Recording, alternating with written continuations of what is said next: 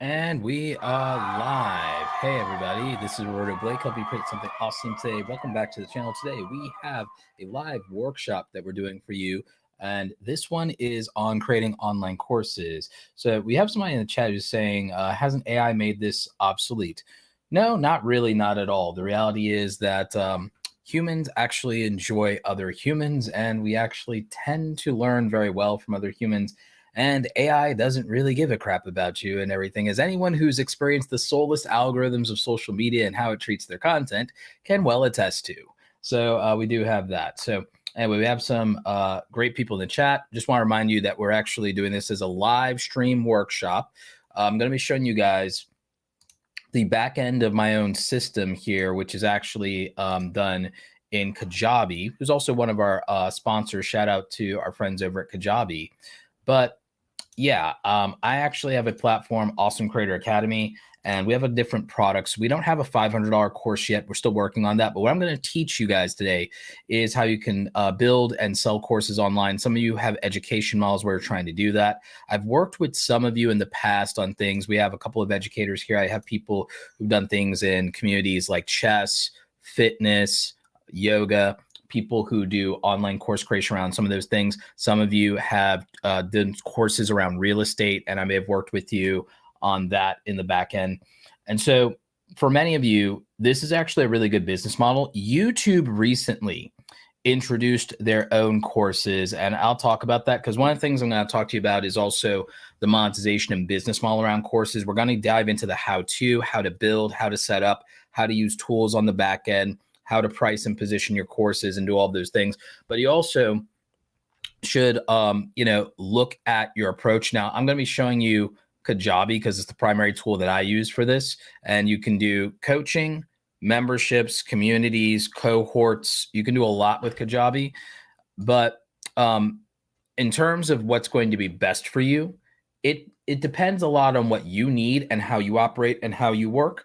But in theory, and I've used multiple platforms. I've tried and paid with my own money. I still actually pay for Kajabi, by the way. So I still spend my own money on this every year, thousands of dollars a year on this. I've used everything, right? And I ultimately settled on Kajabi because I just felt it was the best, and they keep improving, and because they listen to creators. And for me, when companies listen to creators and then they work with creators, that's kind of a big selling point on a platform for me. Not just because of sponsorship, but because I believe that the creators using the platforms are the ones who are best positioned to help improve the platforms. And so companies that take real feedback from creators have a creator advisory board. That's always going to be kind of the thing that I'm looking at and looking for in a company and support. And like I said, Pete is asking, does AI make this obsolete? No, not at all. I actually believe AI helps it a lot. I believe that AI scales it. I actually believe that AI is more beneficial to course creators than probably almost any other group of people outside of software development. I think it can help content creation. I actually don't look at AI as the enemy. That may be a different stance that many creators have, but I actually believe that AI tools will help scale creators. I love what I'm seeing from Adobe Express with like one-click tools to remove you from the video background, for example. So similar to how you guys one-click can remove yourself from a background for thumbnails in Canva and Photoshop, AI tools in Adobe Express and other video software are making it to where you can do that, which means that you can turn simple talking head videos into much more creative products. So I really like what I'm seeing with that. The AI transcriptions are going to be are already working out very well for a lot of you. But AI audio dubbing, like I showed you with my friend Daryl Eves, is the future for globalization and localization of content, which means you'll be able to reach more people, have more customers, expand your reach. And this is already working in favor of content creators, course creators, online business owners. So I actually think AI can be a powerful tool, a powerful ally if used correctly. And I don't think it's actually an enemy. And I actually don't think it makes this obsolete. I think it actually scales and enhances it significantly. And you also have to remember, this is not necessarily about mass consumption and about what everybody's going to do. It's actually, about Well, what about the buyers? Can we make better experiences for the people who do buy things, from the people who do want to support with their wallets instead of their eyeballs? I also don't look at course creation any differently than I look at Patreon or paywalled content. I believe in that. For example, one of the things and the arguments that I actually make to people is, why is the consumer that is willing to pay $99 or $500 to get access to like 50 videos, 50 videos, why is that different than a brand or a company who wants to pay a creator $5,000 for a sponsorship or brand deal? Why is it different if an audience of 10 or 100 consumers want to pay for multiple videos? Why is that different than a company in terms of valuing it? Because a lot of people say, how can a creator justify paywall content or charging $100 or $500 for something? Okay, how can a creator justify taking a brand deal and getting $5,000 to $10,000 for one video then? It's all about what the person who is paying values. So if it's worth it to a brand to pay $5,000 for a single video for sponsored content for a creator, because they believe that access to that creator's audience will improve their business, improve their reach, improve their reputation, add representational value, whatever that looks like, and they're willing to compensate a creator from that, then I think that a consumer that says, well, I want these 50 exclusive videos from this creator, and I want what the creator did with that, with the way they curated it, the way that they produced it, the way that they delivered it. I want algorithmless content. I think if there's a consumer base, and there is, for algorithmless content, for ad-free content, and it's paywalled, whether that's education or entertainment, I think that the consumer is the only one who has to justify to themselves what they're willing to pay for the product that they want. So that's why I don't believe in a free versus paid argument. I think the person paying is the only one who gets to decide what the value of the thing is. And the person obviously selling it gets to decide what the value of their time, access, resources are. I think that everybody should price themselves how they want to, and then the market can decide and can value you based on that and say, I'm willing to pay or I'm not. So I think you get to determine your own value to some degree with regard to your products, your services, access to your time, access to your energy, and for a lot of you creators, access to your audience, which is why I encourage more of you to build an email list and realize that you can get sponsorships on email list. By the way, we'll talk about that here as well, because with this building an email list does go into this course creation stuff. And I'm just showing you a preview of the back end of a course that I co-created with Andy Rivera. She's one of my co-instructors in Awesome Creator Academy. And this was the Canva for Creator course. This is a $99 course, by the way. So this is a $99 course. And it has Canva templates. It has assets in it, as well as the instructive material. And there's, I believe, 4 hours of material here. So for $99, I think that's a reasonably priced product. The reason that it's 4 hours is because it's about utility. One of the reasons that you want to price something like a $99 course at around maybe 2 to 4 hours, and why that's worth it, is because then the person can put the exercises into practice and they can get through it in a weekend and they can utilize it. I think that too many people try to sell courses on being 50 hours worth of material, when the reality is the most useful things are probably going to be things that are actually at a $99 price point, maybe a 2 to 4 hour range. If it's a $299 price point, maybe it's a 4 to 8 hour range. Still might take a whole weekend or a week to get through. I honestly think that most courses should actually not try to exceed 10 to 20 hours of material, because I think that that's overwhelming and it might be too much to consume and still be effective, because then you still need time for this person to do the actual work. So when you're pricing your courses or building your courses, don't be tempted to overwhelm someone with information and the amount of hours that they can consume. There's what's the phrase I'm looking for? There's a temptation to overmarket and to oversell that idea.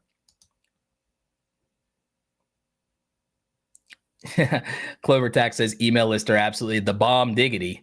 Yeah, I'd agree with that. I might not use those words, but yeah, I think that too many people try to sell the time hours of their course more than how practical it is to execute on the information. So I actually believe that you should kind of try to price bracket your courses material the way that I outlined, 2 to 4 hours, 48 hours, 10 to 20 hours. But I don't think things should just I don't think you should try to bombard people with hours and sell off of that.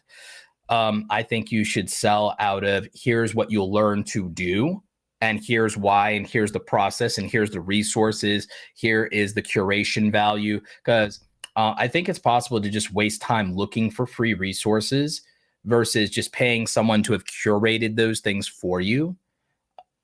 I think curation in itself is actually a skill set. A lot of people don't believe that, but I look at that like people who do, primary example, I love people who do product reviews. I love people who do YouTube commentary. They do hours upon hours of research in order to deliver a single video for you that's everything you need to know about what's going on, top of the line news, all those things. So I think that it's invaluable when it comes to that.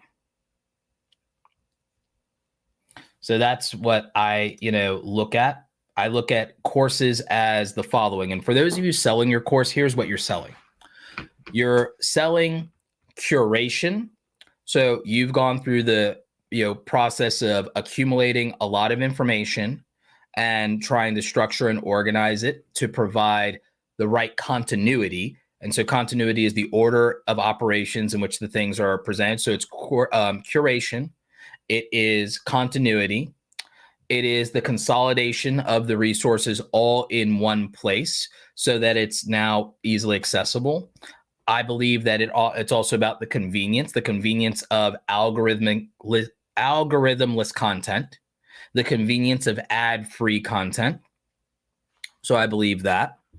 And then I also believe that there's also a higher degree of consistency of quality. So the consistency of quality that you're getting from the creator means these videos are made by the same person with the same standards with a through line of information versus if you consumed, you're trying to learn something. I think it's easier to learn something from the perspective and framework of continuity of either a single person or a single institution versus trying to cobble together contradictory information from 5 different people who have different philosophies and different points of view. I'm not suggesting you shouldn't have different points of view. I'm saying learning from different masters all at once is wildly ineffective. It'd be like trying to learn multiple martial art styles all at once instead of at least going through the process of one, getting the basic forms down, understand that philosophy, and then going through. So that would just be much more practical. It's the same thing with trying to say you want to major in multiple fields of study. I think that it's just much simpler sometimes to at least go through a process of saying, I want to go through an entire process with some kind of consistency, some type of continuity, and some kind of intent behind it. This is also why we buy into hardware and software ecosystems, such as you might use all the Adobe products, or you might use all Apple products, or you might use all Google products, et cetera, et cetera. We know that mixing and matching doesn't always work out the way that we might have hoped. So that's how I think about it. So for those of you selling online instruction, courses, memberships, info products in general, these are things that you want to keep in mind. So I think I've walked you through at least some of here's what the value proposition of online courses are. Now, from a technical standpoint, like I said, the thing I use is Kajabi, and this is the dashboard that comes in, with Kajabi. Now, I've done very well with this, and I don't specialize in courses as much. Most of what I do actually comes down to the one-on-one coaching. I'm going to be moving into courses more, but most of what I do comes from the one-on-one coaching aspect. And you can see that reflected in revenue.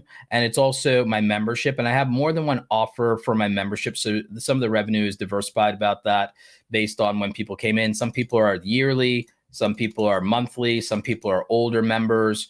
So the analytics around my sales revenue is less from the single sell products, even though that still does very well for me. It's largely subscription based on access to my membership and to the weekly office hour sessions we do in the Awesome Creator Academy Pro group. That's linked in the description if you're curious about that. And so from a monthly recurring revenue standpoint, that's a good baseline of the revenue. I talked a lot about this in my How to Make $5,000 a Month with Memberships video. If you guys have watched that, I think it's about a 28-minute video where I walk you through everything about building successful online memberships. So that's fairly lucrative, and that does very well. We have 98 active members over there right now. So that does very well. But there's also the opportunity, and one of the things we do is all of our products are included in our membership. So any courses we do make, like the micro courses that are $99, like the one that Andy did a lot of the work putting together. I helped, obviously, the Canva for Creators course. That's mostly her project. I helped with it. She's the Canva expert, but I'm also not bad at it at all. I'm more of a Photoshop guy, as you guys are familiar with. But that is, where I derive a lot of the revenue is, like I said, it's membership and it's one-on-one coaching. However, I could double the Academy's revenue by leaning into $500 courses. And it is something we intend to do. I actually have specific ideas around that. Now, in terms of the back end, once you start building a course, there's a couple of things. There's the overall outline of the course, and you can see that here in Kajabi and how you put this together. And then there are these individual modules, and then individual videos are lessons. So that's kind of part of this organization and curation portion of it that I told you about, and how you would develop that. If we click into the edit panel, I can show you kind of like the concept behind what an individual lesson in Kajabi, looks like. So this is one of the video lessons that I did, which was an intro to a much longer lesson around thumbnail design. So you can see that has a video attached to it on the back end that you upload. And you can also use this tool over here to create a thumbnail for the intro to that. So this is the back end of what we create, and you have the opportunity to have a description similar to what you would have on YouTube. You can add download files. You could also have automations for what happens if somebody, for example, finishes or completes this lesson. You can have comments visible just like on YouTube. So again, very similar to what you might be familiar with as a content creator using other platforms.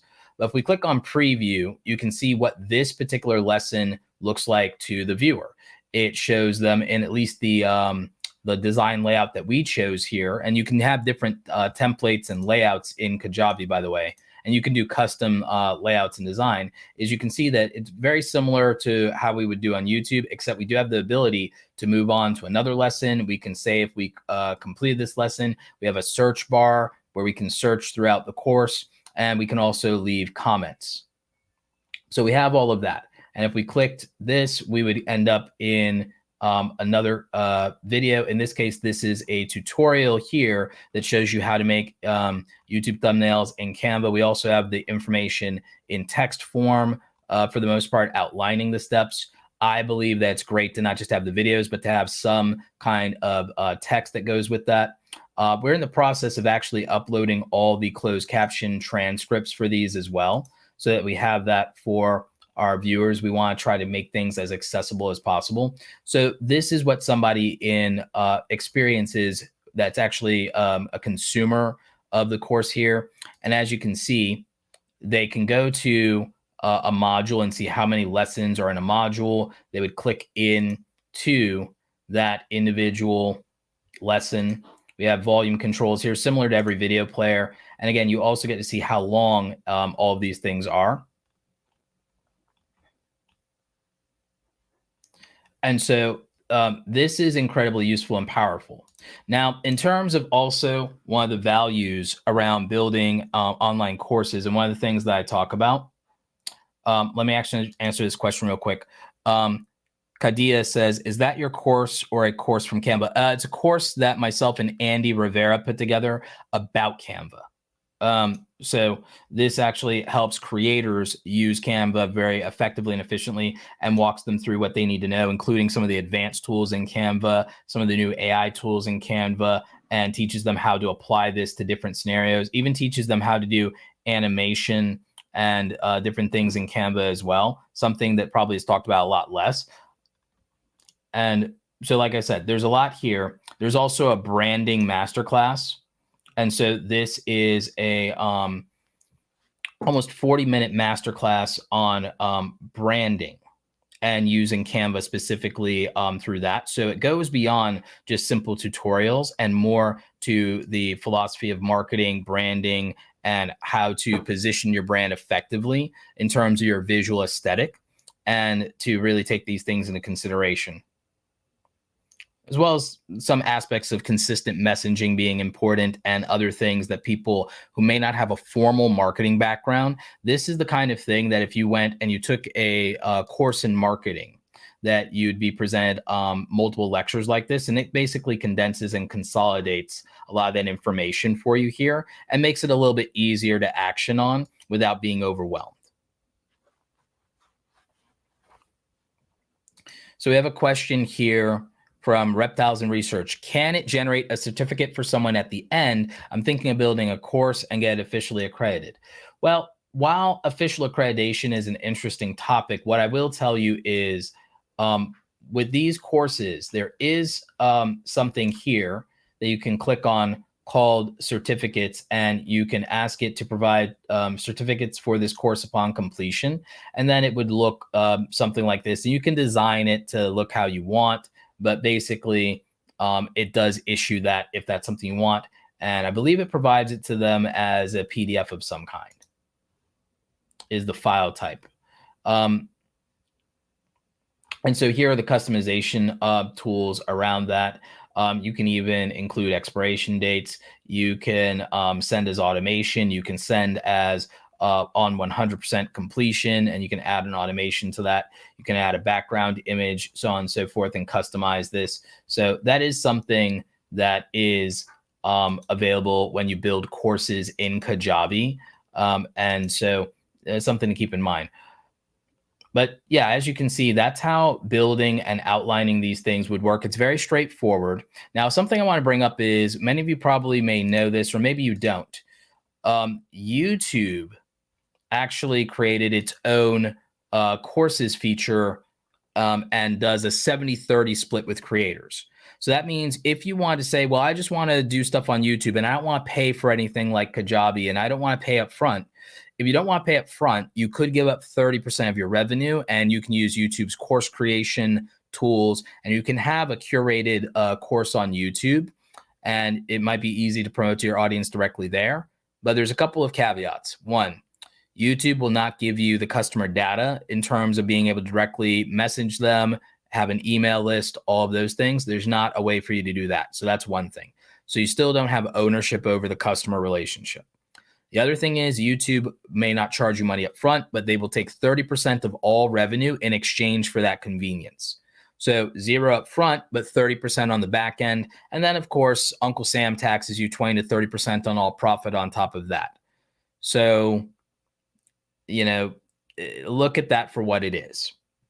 Now, again, still support YouTube, still love YouTube, still think this is a great option. There are some creators who they're okay with splitting 30% with the platform. Me, you know what I keep saying, diversify your income streams, be as independent as possible, use platforms to your advantage more than to their advantage, and consider the benefits of algorithmless relationships with your audience. Relationships where an audience is not, your access to an audience is not dictated by an algorithm. You want to consider that. That's why I'm an advocate for newsletter creation and customer databases that you own and control and can take with you. So that is something that I really believe in 100%, and building a real business and not just being a digital sharecropper. If you rely on the platforms and you're always splitting your revenue with them, you are a digital sharecropper. You are leasing your business from them. You're leasing your business from them. So I like the idea that you can take your stuff anywhere and that you control it completely.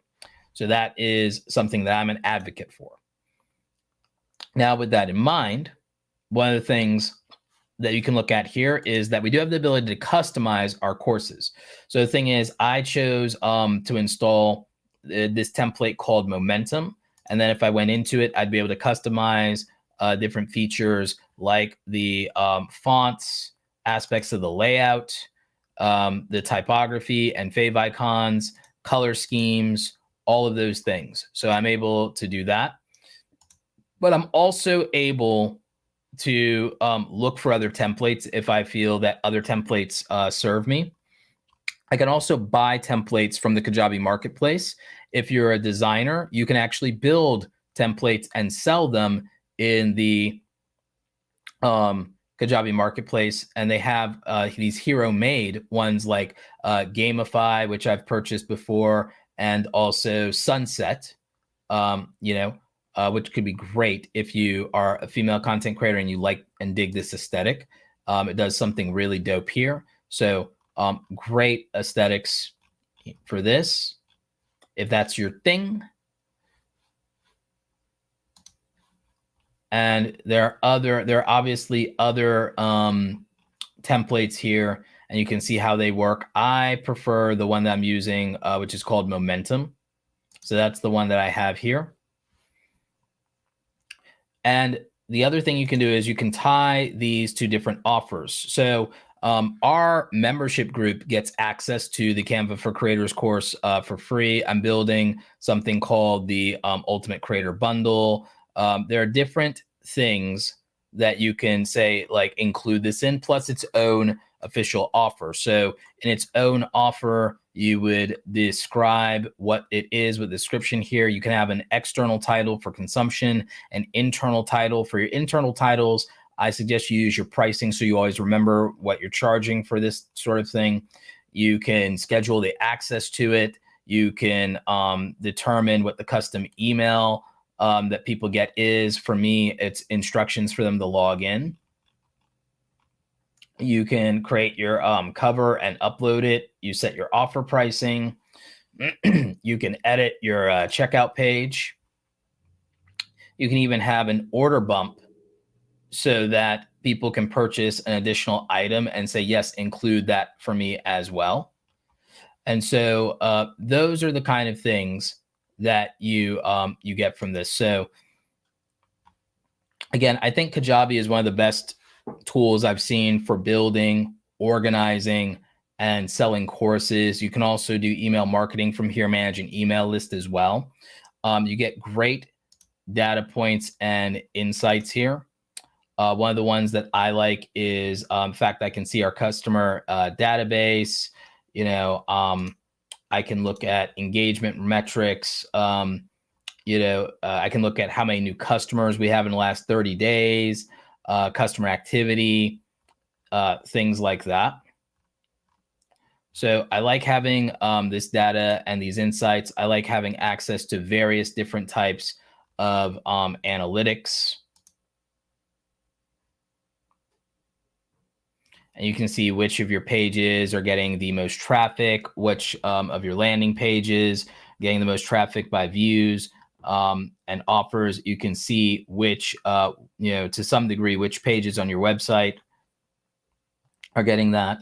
So as you can see, we're actually getting very decent traffic overall to the website.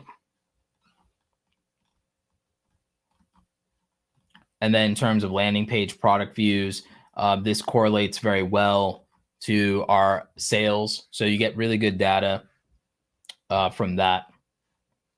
So these are the sort of things you definitely want to look at. Inspirational Kidney Health Coach Plus says, Teachable versus Kajabi, which is better for beginning education content seller? I've used both. I've paid for both for years. And I ended up with Kajabi. So you can kind of take that as you will. Now, for a lot of people, they'll be like, Teachable is cheaper. Okay, but let's think about why.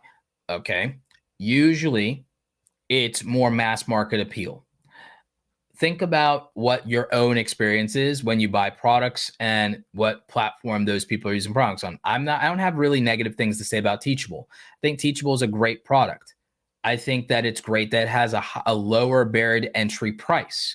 YouTube Courses has a $0 to entry price point. With YouTube, you give up a share of revenue. With Teachable, I feel like it has less features and less options than Kajabi has. But for some people, that's okay because it's what they would be able to afford. So whether it's you can afford $0 and you want to do this, and that's why you're on YouTube. Maybe you like the $0 upfronts of Udemy, even though I think YouTube's course model cannibalizes Udemy's model. You have to figure out what you feel is best for you. Now, in my opinion, I believe that the best platform overall for online education creators is Kajabi. Does that mean it's the best for a beginner? Well, it depends. Are you a beginner in the sense that you want to figure out, well, which one's easier? Which system is easier to learn? I think they're equally easier to learn. Kajabi costs more, but Kajabi also has more features. In terms of support and resources, I think Teachable support is good. I feel that Kajabi's support system is actually better in terms of the customer service and support side for Kajabi. So I will say that part. The biggest selling point that I have, because I don't have negative things to say about Teachable, the biggest selling point that I have for Teachable is simply the fact that it's cheaper. So if that was people's biggest hang up, but I actually don't believe necessarily in always making a decision that way. I make a decision thinking, what would I do if money was no object? Because if money is no object, it tells me what my real desire is and what my real best option is. Now, if you're an absolute beginner, maybe what you do is you start with an YouTube courses or Udemy if you're an absolute beginner, or Skillshare, because of the fact that it will cost you $0 of investment up front beyond making the course. Maybe the first thing you do is you start with YouTube, Skillshare, or Udemy for the simple fact that it costs you $0 to learn how to be a good course seller and how to create a product and how to cater to a paying audience with paywalled information. Maybe that's where you start because you don't have to risk dollars. But when you're ready to be serious, I would say Kajabi. Now, for people, I actually have a trick to negate the cost of Kajabi. This is why I feel that it's important to not just sell courses. I think it's important to sell coaching and community. And the reason that I believe that is because before you ever build a product, if you can sell the coaching, then you can pay for the cost of your coaching platform. So you can pay for your coaching and course platform with just one sale of one call if you price the call that way. So that's how you pay for the cost and not worry about it, because if you can't get one coaching call a month to pay for your cost, you're not good at sales and you got a bigger problem. So that would be another thing. Home Rapid Prepare says YouTube's 30% cut of memberships is too high. Honest question. In my opinion, it is. I'll be real with you. I told YouTube that I think that's too high, but that's consistent with what YouTube does for super chat donations, where I don't think there's a lot that's facilitated by putting a chat up on a screen and color coding it. I think that taking $3 of the $10 that Home Rapid Repair wants me to have, I think that's a little much on YouTube's part. I think they could have taken $1 out of a $10 super chat and still been profitable with the payment processors on the back end, PayPal and Stripe or whoever, or merchant.net or whoever. I think that YouTube could take 10% for memberships and be fine, 10% for super chats and be just fine and still be wildly profitable. But it's 30%, which is still less than Twitch and still less than TikTok. So, okay, fine. But I think that, I kind of think that for the revenue sharing on direct transaction, things like super chats, things like membership, and things like courses, my belief is that it should be 10%. The reality is that it's more than that, which is why for me, I'd rather just pay a fixed cost, let my profits grow up, and then I'm in that place where I have a predictable profit margin. I'd rather have predictable cost. I'd rather have predictable cost than revenue sharing, if I'm being honest with you guys. I think that creators are too used to revenue sharing, and I don't love it in every instance. I think it's great that platforms share revenues with creators. I think the 55-45 split on ad revenue is great for what it does because YouTube and Google do facilitate a lot when it comes to ad revenue. I love that they give us YouTube Premium on the watch time. Love that. I'm fine with the affiliate marketing side of YouTube with YouTube Shopping affiliate with tagged products. I'm fine with what manufacturers are willing to give in a commission on a sale. I'm even to a lesser degree fine with what Amazon does with its influencer affiliate program. I like SaaS affiliate better because I like getting 30% in perpetuity. Not going to complain there. But YouTube taking 30% in perpetuity, well, that's a little different for me. Just a little bit. Because I just don't feel like they facilitate so much as to make that worthwhile. On the other hand, there are so many creators that maybe don't bring in a lot in. Maybe that's the majority of creators, so maybe that's why they justify it. Hard to say. If I was a business person, maybe I do exactly what they're doing. Maybe it'd be somewhere in the middle. So, you know, that's just something to think about.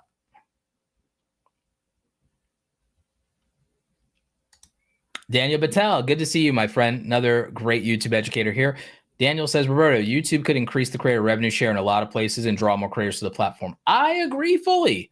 I fully agree with that. I think that, look, if it were me, I think that YouTube could go 80-20 on ad revenue for creators. And in fact, actually, I'd be fine if they just went 80-20 across the board. If YouTube went 80-20 on ad revenue, give 80% to the creator, 80-20 on super chats, 80-20 on memberships, 80-20 on courses, say less. I'm in. I'm good. Kadia says, Roberto, Udemy took something like 80% from a sale that didn't come from my direct link, took down my course after that. Oh, that's a shame. No wonder that Udemy's going under. Like, I feel that if that's what's happening, no wonder a lot of Udemy creators are just porting all their content to YouTube courses now. So, so that's my thought. So like for a beginner, again, I wouldn't even say it's between Kajabi and Teachable for a beginner. I'd say for beginners, it's between Skillshare, Udemy, and YouTube now because of the zero upfront cost. That's a beginner thing. Zero upfront cost is a beginner thing. When it gets to paying money though, pay for the best. Pay for the best. And in my mind, that's Kajabi. So yeah, YouTube has courses now. Huddle with Walter Strong III says, hey, Roberto, did you find the process for writing your book similar to creating your online course, or was it more challenging? That's a great question. That's a great question. For me personally, I actually think that writing a book is more challenging than any other form of content creation I've ever experienced. And I've done it all now. I've done basically every form of content creation except creating a full-length film. Aside from doing a full-length scripted film or documentary, I've done everything, and doing a book has been the most challenging. I think that the outline for a course in a book, that part's similar. I find it easier to make curated videos by far than to directly write a book. And I didn't use like ChatGPT to write my book or anything. I wrote mine. I think mine was before like ChatGPT was mainstream. So I believe that writing a book is far more challenging, but it's a great question. But I believe that if you write a book, it puts you in a position and a mindset to where you can build an effective course. And my book has great reviews. So I believe that when I do make a $600 course, like the brand deal secrets course that I'm working on, that's around brand deals, I think that people will like that. I think people will do well with that. I am putting together I think I actually have it here. There is a wait list for that somewhere. I have to see if I have a link to it that's live, but I do have something of a wait list around my brand deals course that's coming out. So it would definitely be something I think has tremendous value. Let's see. So there's a question. Can you set up an affiliate program for the course? Yes, Kajabi does have the ability for you to have affiliates on the back end. And I actually have a trick I can teach you. Well, it's not a trick so much as it's a tactic, I would say. But yeah, you can have affiliates. what I would say is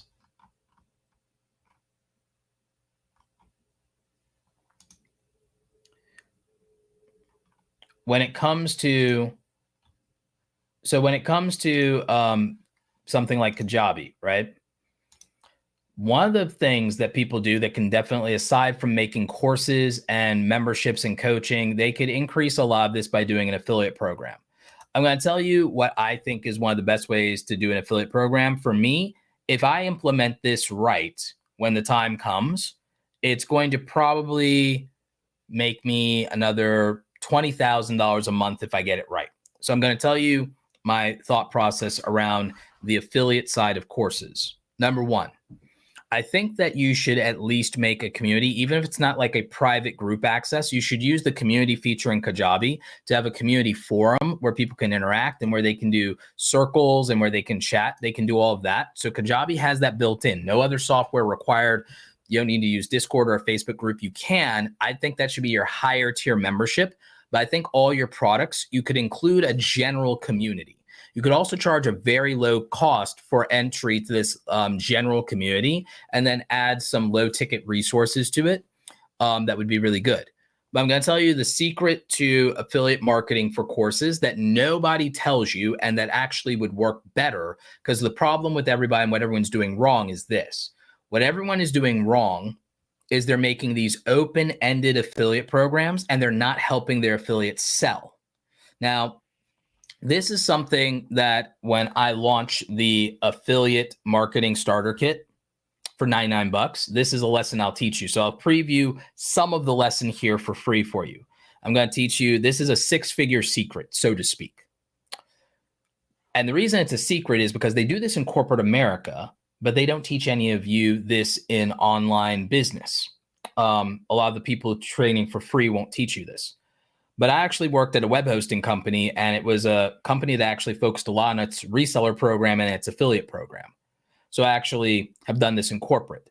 And so the smart thing to do is, number one, is if you're going to have affiliates, you should have a monthly sales training, a free monthly sales training webinar that is only for your affiliates and where they can ask you questions, but where you train your affiliates to be great salespeople.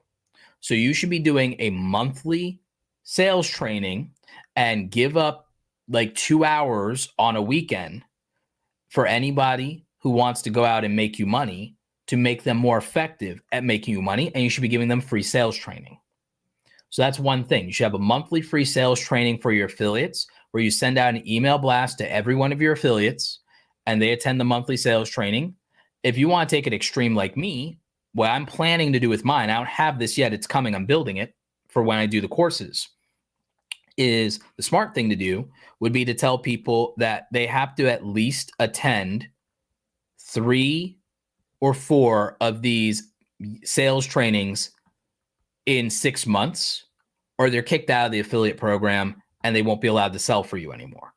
That makes people show up to the sales trainings at least at a decent rate. So if you say, hey, in a 6-month period, you have to attend at least 3 sales trainings, then that keeps people active and in the sales training and lets them have a pathway to saying, I'm good at sales. Because what you'll find is people will get into things like the Amazon affiliate program, the Amazon influencer program, and say, oh, I'm not making any money with Amazon. It sucks. Or you'll have people that get into affiliate marketing and they don't make any money. So then they'll say, oh, affiliate marketing is a scam because I didn't make any money.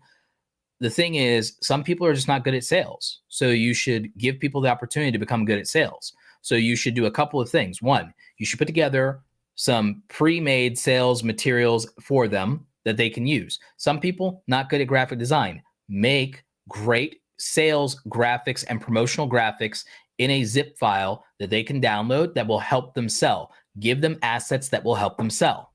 So do that. Number 2, have terms and conditions for your affiliates so that there are rules they have to follow and rules they can't break. And you need to enforce those rules. If you're going to set boundaries, you should actually enforce them. So if you make rules, punish people who break the rules, reward people who play by the rules. Okay? Standard issue. Number 3, empower and educate people to be a great advocate and ambassador for your brand and therefore be a successful affiliate that's able to sell. So do that. Number 5, be generous with your affiliate program. If you do online courses, I think that a 20 to 30% affiliate commission is fantastic. And I'll explain how those numbers break down and why this would make me 10, 20,000 a month extra when I implement it. Because it's actually just math. It's just math at that point. No snake oil. It's literally just math. It's a function of math. So at 20 to 30%, that's a really good incentive to go out and sell for you. When they get 20 to 30% commissions, oh, they'll sell. Trust me. So as long as you price correctly, and you can price this built in. And then doing the monthly sales trainings, they're going to be educated and they're going to be empowered to actually be successful, and they're going to want that. So, and this is great for you because if they sell more, they earn more and you earn more. And with 30% commissions, okay, for every dollar they make, you make 2. So that's why I like 30%. For every dollar they make, you make 2. Very simple for them. They're like, okay, that's fair. You built the thing. So, hey, you get the lion's share. Makes total sense. So that's how I would structure it. Now, what that also means, in my opinion, is that you prioritize making, I mean, I made a bunch of $99 and lower products. What I would tell all of you, and this is the direction I'm going in, I'm not going to raise rates on those digital products. The membership, that's different. You can raise rates on your membership as long as you make it better.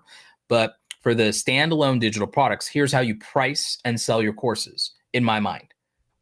You price at $299 and $699 for your courses. And so the $299 courses are things that are 2 to 4 hours, and the $699 courses are like 10 to 20 hours. And you do other things that create the value. And here's part of one of the reasons why I would also go this way. 1, it does make discounting things, if you need to or want to, very easy. It makes discounting things for people that you have a great business relationship. It makes that easy. But also on your affiliates, it incentivizes them. At full price, 30%, your affiliates make $99 on a $299 course, basically. At 30% on a $699 course, your affiliate is making essentially pretty close to $200 on a $699 course. So if your top affiliates all know that if I sell your lower course, I make $100, and if I sell your higher course, I make $200, they're selling. No questions asked. They are absolutely trying to sell. This also means that every one of your affiliates, in order to make $1,000 a month for them, means making 5 to 10 sales in a month. That's it. And then they make $1,000. So that's the structure and incentive for them to be successful. Remember, if your affiliate makes $1,000 a month, you're making $2,000 a month from the sales. So this is a well-compensated, activated sales force. And it makes total sense. If they sell the high margin product, it's $200 commission, 5 sales gets them to $1,000. If it's the lower ticket, if it's the $299 product, a $99 commission on that means 10 sales in a month to get to $1,000. And every time they make $1,000, you make $2,000. That's the system. So you're like, okay, Roberto, so that's how everyone makes money on affiliates with their courses. No, because they're mostly knuckleheads and they're making an open affiliate program because they're like, oh, I'll get so many affiliates. No, you want to curate your affiliate program ruthlessly, and you want to set caps, and you don't want to just let anyone in. You want a closed affiliate program. So instead of open affiliate programs, which you can do an open affiliate program with Kajabi, I'm recommending a closed affiliate model. I'm recommending that people qualify to be in your affiliate program. I'm recommending that it's limited seating, a Dream 100 list for your affiliates, and they have to fill out a form, apply to be an affiliate, and they have to be vetted and pass an application process, and only then are they being led into your affiliate program. That's how you get people who are serious. That's how you get people who have the desire to sell, possibly the ability to sell. I recommend that your affiliates have to have the requirement of having an email list of their own. They have to have an email list of their own, and they have to have at least 1,000 people on their email list. Could be one of the requirements. Do you have to strictly adhere to what I'm saying here? No. Will it make you, in my opinion, one of the most effective people? Yes. Therefore, that is why I advocate for this. By the way, if you're getting value right now, and if you really enjoy what I'm talking about, then you got to smash the like button for the YouTube algorithm. You got to share the stream. And I would love your feedback in the comment section. I'm also going to drop a link in the chat since we're live right now, and this will be in the description for the replay of how you can get a free trial of Kajabi using my link. Go ahead and sign up. Thank you to our friends Kajabi, who are a sponsor. But I was paying for them before I was a sponsor. I'd put thousands of dollars in their pocket before we ever worked together. So yeah, so for the affiliate program side that I'm saying is I think curate a Dream 100 list. There are 100 seats in your affiliate program, and people have to fight to stay there. Now, I'm not saying they have to fight by making sales numbers to stay there, but I do think that there are some reasonable boundaries you can set for being an affiliate. One, if you have not made a sale in 3 months, you're out. Number two, if you are providing a monthly sales training, they have to attend 3 sales training in a 6-month period, or they're out. So they have to attend at least half the sales trainings. Because if they're attending the sales training, there's not really an excuse for not making a sale within a 3-month period. If you don't make a sale in a 3-month period, you're out. Amazon has similar rules. So I think you can use those as rules.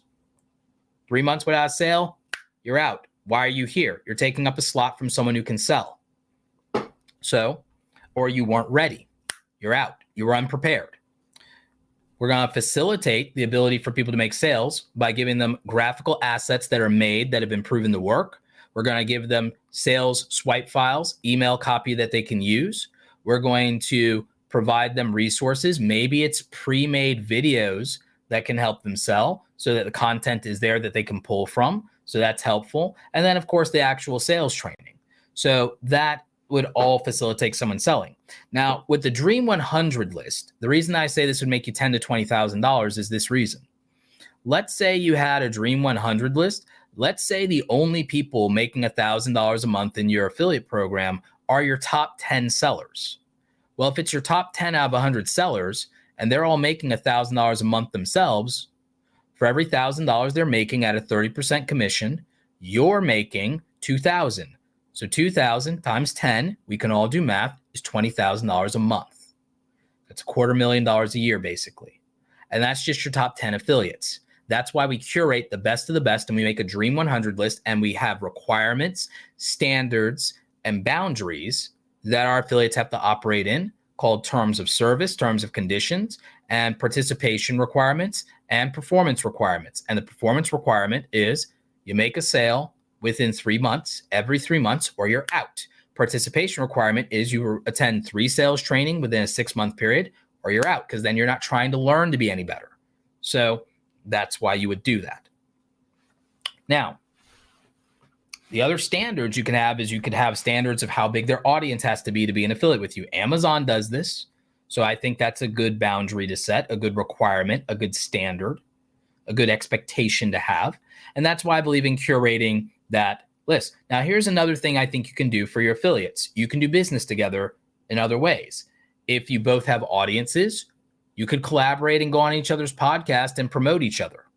This means that if you're willing to be on the podcast that your affiliate has, you're able to allow them to use their affiliate link to get sales and to use you as a higher profile person if you happen to be high profile or have some accolades. And so there you go. Now they can cultivate an audience, and now they can get sales because now they have some extra credibility. They have some extra status. So you're enabling them in that way. You're empowering them and you're educating them. And so that's what I think you have to do. So that's how I would approach affiliate programs. That's kind of like what my secret sauce that I'm giving you is to how I plan to run mine around courses as I introduce courses. And that's also the pricing structure and the thought process behind the pricing structure. The thought process behind the pricing structure is with those prices, I can be generous to my affiliates and I can make sure that they're earning good money.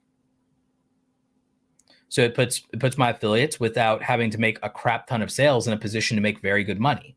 If they have an audience of their own, then they can be doing very well. And then also with that pricing, you see that even if for my own purposes, if the goal was, okay, get 1 sale a day, if you get 1 sale a day of a $2.99 product, you're going to do very well. You're going to make, if it's $2.99 and you're making a sale every day, you're making $10,000 a month that way. If it's a $6.99 product and you only even get 10 sales a month on that, you're doing extremely well even from that, because you're getting about $7,000 a month there. So you can see how this math works out.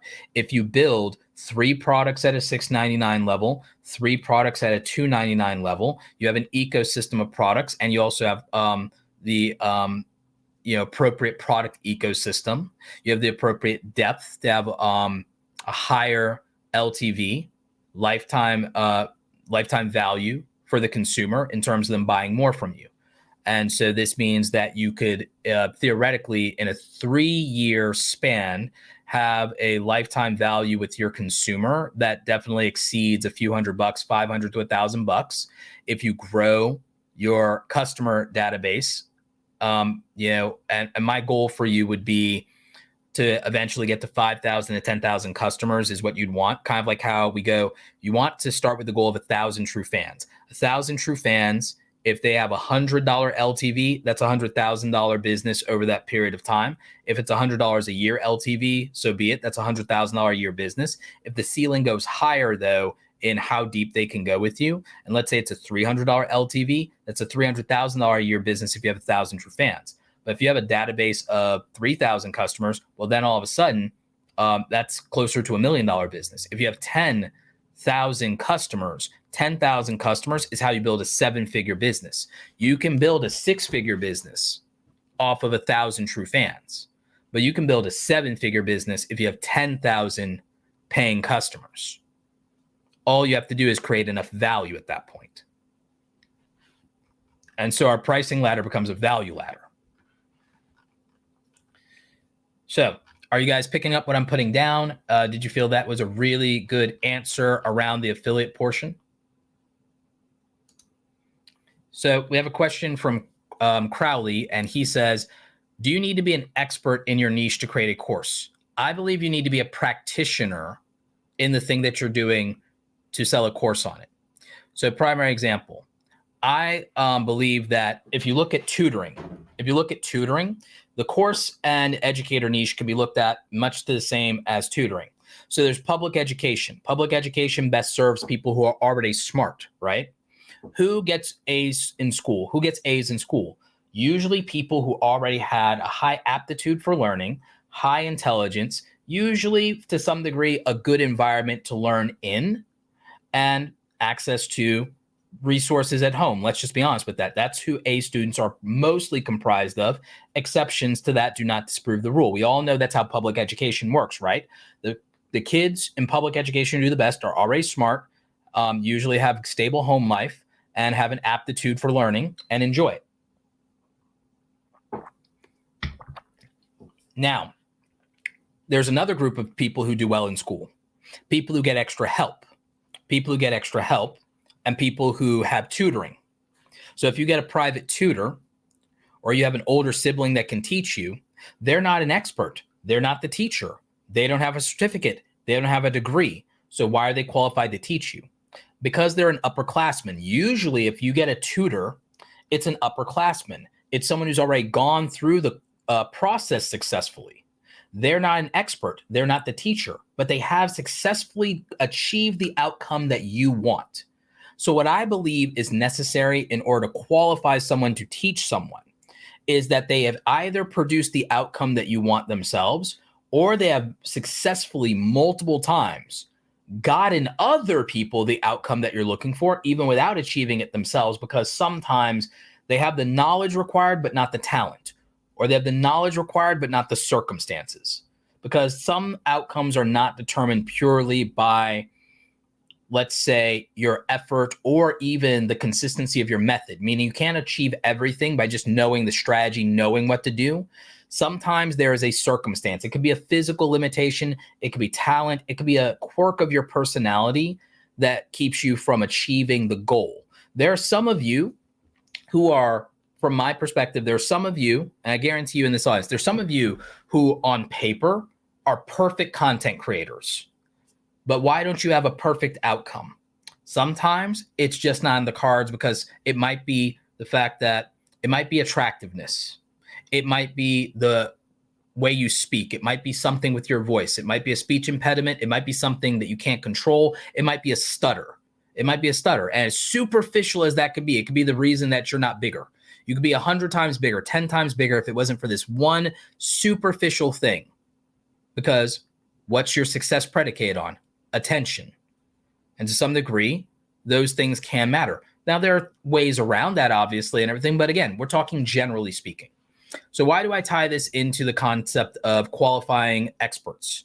Well, you don't need to be an expert. You need to be someone who succeeded and somebody who has the ability to demonstrate a result. So you don't always need the teacher to tell you something. Sometimes it can be an upperclassman that tells you something. So it can be a tutor. Okay, so a tutor in school that's going to be your upperclassman, they've already taken the exam before. They know what to expect and they can prepare you. They know how the thing is taught. They know what worked for them, what didn't. They know where their teachers succeeded in teaching and where their teachers failed someone like them. So the thing is, primary example is, let's say you're someone like me and you have ADHD. If you get a tutor, someone who actually succeeded in spite of having the same background as you is an ideal tutor in some cases. So sometimes the person who needs to teach you doesn't just need to be good at the thing. They need to understand where you're coming from and what your specific needs are. That's why even in public education, sometimes they assign people who have special circumstances something called an IEP. And with an IEP, they take into consideration your actual circumstances. Maybe you need extra time to take your test. Maybe you have a vision problem or your prescription still isn't good enough or you can't afford glasses. They let you sit closer to the board. Maybe you have something else going on and you need things not only in written format because you can't learn that way, you need someone to do it in oral format and explain it to you. So the thing is, you have to consider specific circumstances in terms of who's qualified to teach you, because it's not just them knowing the information. It's not always just them having the results. It's also sometimes you need someone who can take your special circumstances into account, and that could be the correct teacher for you. So that's a situation you have to look at. And we can use and we can mirror this in terms of public education and how that works and where the dimensions are, private education, and we can parallel that with free online content versus niche content from course sellers, because it could be the way that the information is delivered is best for a specific type of learner. So that's it. So sometimes you don't have to be an expert. Sometimes what you need is to have the lived experience of the person buying from you and have produced results in spite of that lived experience or those circumstances. Or you need to be somebody who just represents their upperclassmen. So I believe that experience is necessary, not expertise. Experience is necessary, not expertise. Expertise can be put in the form of what's called credentialism. Credentialism. Someone having a credential doesn't guarantee that they are appropriate to teach you. They may not have the temperament to teach. They may not have the desire to teach. They may not have the capacity to teach. So the credential doesn't justify them being a teacher, being an educator, being a mentor, being a tutor. So sometimes, as important as results are, and credentials aren't by themselves disqualifying. If you have credentials, that's great. But sometimes we need more than that from somebody, because it is really about what's the best for the learner situation. This is also why I sometimes don't always believe that free content is best for the learner outside of one key feature. Free content is accessible because there's not a barrier based on resources. That's the benefit of free education. It's the same reason public school exists. It means here is what you get for $0 cost up front. That doesn't make it inherently good, though, by itself. And by good, I mean quality. Just because it's free doesn't make it good. It makes it accessible, and accessibility is good. With unlimited resources, most of you would choose private school over public school. Why? Well, one, higher level of investment in what is made and what is produced, smaller classroom size in many cases, and to some degree, maybe because of network effects. So with unlimited resources and options, most people would choose private over public if they had it, which is why I believe that with unlimited resources, people would choose paywall over free public when it comes to education, content, and information. So how does this apply to what qualifies you as a course seller? I believe that you have to be able to demonstrate results. I believe that it's better if those results are a combination of here's the results I produce for myself, but also here's the results that I produced over and over for other people. Then I would also say, here's the basis for the methods that I use. Here is what is behind them. So is that, well, I simplified this to make this thing take less time by focusing on only blank. Or I took this and I made it more digestible by putting it into bite-sized chunks, or making it less intimidating by making the content into this format, this structure, this way of teaching. Or I took this thing that you could only usually read about and made it more accessible to you by presenting it with visuals, diagrams, audio, video, etc., etc. So it's also about learning style, learning type, and learning style and learning type could say, hey, I took this information and I was able to now bring it down to earth for this group of people or for this community that was not being served. So therefore, what you need in order to create a course is experience, not expertise or credential. You need experience, and you need to be able to prove that experience and prove results, your own as well as the learners. So I hope that answers that question in a complete way for folks.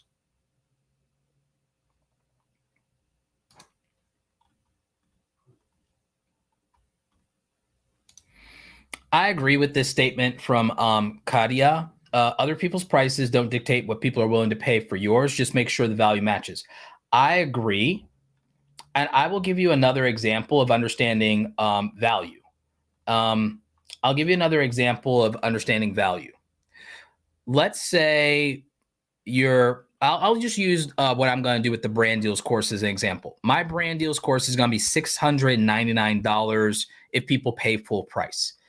For people who get on the waiting list, I'm going to do a deal for them. For people who have done business with me in the past or bought something from me in the past, I'm going to do a deal for them at launch. Okay.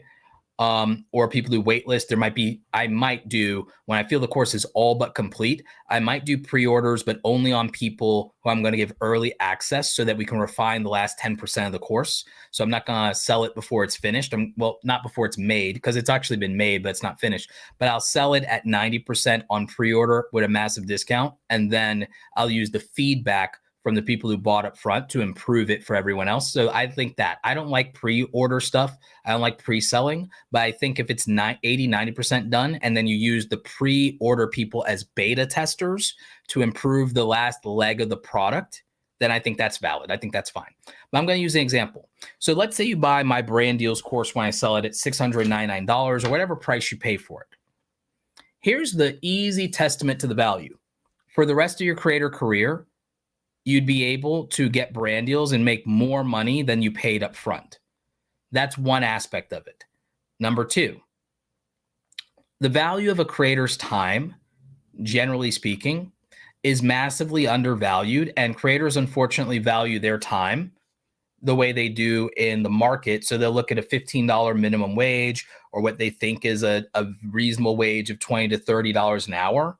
But what they don't account for is they don't account for versatility and specialization of their skill set, and they don't account for the value of their skill set, which is why so many creators already underprice themselves in brand deals, because they actually don't understand the true market value of their skill set and the uniqueness of their skill set. Otherwise, creators would do their own baseline internals around their hourly value significantly higher.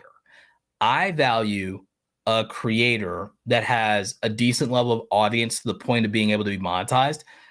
I'm using a rough number here, but I value a creator's internal value with the versatility of that skill set. If they've reached YouTube's monetization requirements, I value that creator's time at closer to $30 to $50 an hour. And I'm also valuing their opportunity cost at about roughly $30 to $50 an hour. Now that sounds like a stretch, but here's the problem. So I feel that if someone's skill set justifies them being at $30 to $50 an hour, that the sunk cost of them hunting for information is extraordinarily high, right? Which means consuming content over and over, only not to find a specific action item or course of action, has, in my view, a high opportunity cost because every time you're looking for that information, you're not making your own sales. If you had a $99 product, how many sales can you make in 2 hours if you had a $99 product versus doing 2 hours of research to still not have an answer for something? How much money do you leave on the table if you're struggling to find a tutorial for an editing technique or a software versus spending 2 hours doing selling?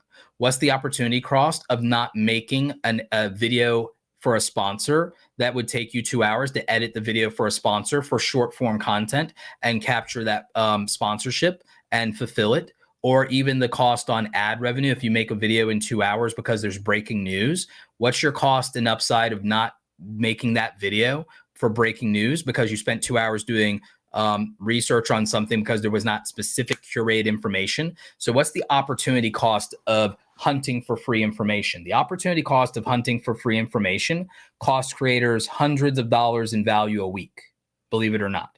But creators don't realize that. And it's because they undervalue their own time. So that means that every time you spend 2 hours, looking for content, well, on labor of your specialized labor, it's like $100 sunk cost. But on the value that you could have been creating by just producing content or selling your products, it's hundreds of dollars at that point. So opportunity cost and sunk cost in time for creators is higher than most of them realize. It's part of one of the other reasons they underprice brand deals. So for me, if I sell you a course that helps you streamline the process of brand deals, helps you negotiate better ad rates, builds the media kits for you, like we do in the brand deal starter kit and what we'll include in the brand deals secrets course, where, you're not wasting 5 hours in Photoshop that could have been spent doing something else because you're not even good at Photoshop. That is incredible from a time saving standpoint. Time is the most valuable thing, but time is also a means of making money. So at scale, if education-based content for the rest of your career, or even in the first year of doing this, saves you incalculable time, it can produce value in time savings that well exceeds what you paid because you didn't waste time looking for information only not to find it. You didn't have time wasted in an ineffective process, and this is the same reason that done for you resources and templates are valuable. Wasting an hour in Canva and Photoshop is too much time and costs too much money. So having a template or something that takes it 80% of the way for you and turns what would be a 2-hour process into a 10 or 20-minute process saves you incalculable amounts of money. And when that is something you have to do 2 to 3 times a week in the course of a year, it saves you hundreds, if not thousands of dollars. When I started understanding the value of time for creators, it changed my perspective on value and pricing. And so creators underprice everything because they don't feel, well, it's not just creators' fault. It's that to some degree, the market disrespects creators. The market tells creators that you're privileged, you should be grateful for your job, you work in air conditioning, what you do isn't special, and forgets the sunk cost in learning a software for $0 up front. It negates the hundreds of hours produced in videos just to have the chance of getting monetized on YouTube and other platforms. Because creators are not respected and valued by the market yet in a normalized way, creators also drastically underprice everything they do and everything they sell, whether it's their content, their courses, their membership, or their brand deals, or their access to their energy and their time for one-on-one stuff, or what they get paid for speaking events, concerts, appearance fees. Creators are disrespected and undervalued and underpriced at every single level throughout their careers until they learn better. And it's a real thing. And that's reflected in the marketplace in more ways than you could possibly imagine. There are creators that are charging a fifth of what they should be charging for their brand deals and don't even realize it. So when it comes to the concept of value to price, what other people can afford has very little to do with you. Remember that in your negotiations for brand deals, by the way, what other people can afford doesn't have to do with what you're worth.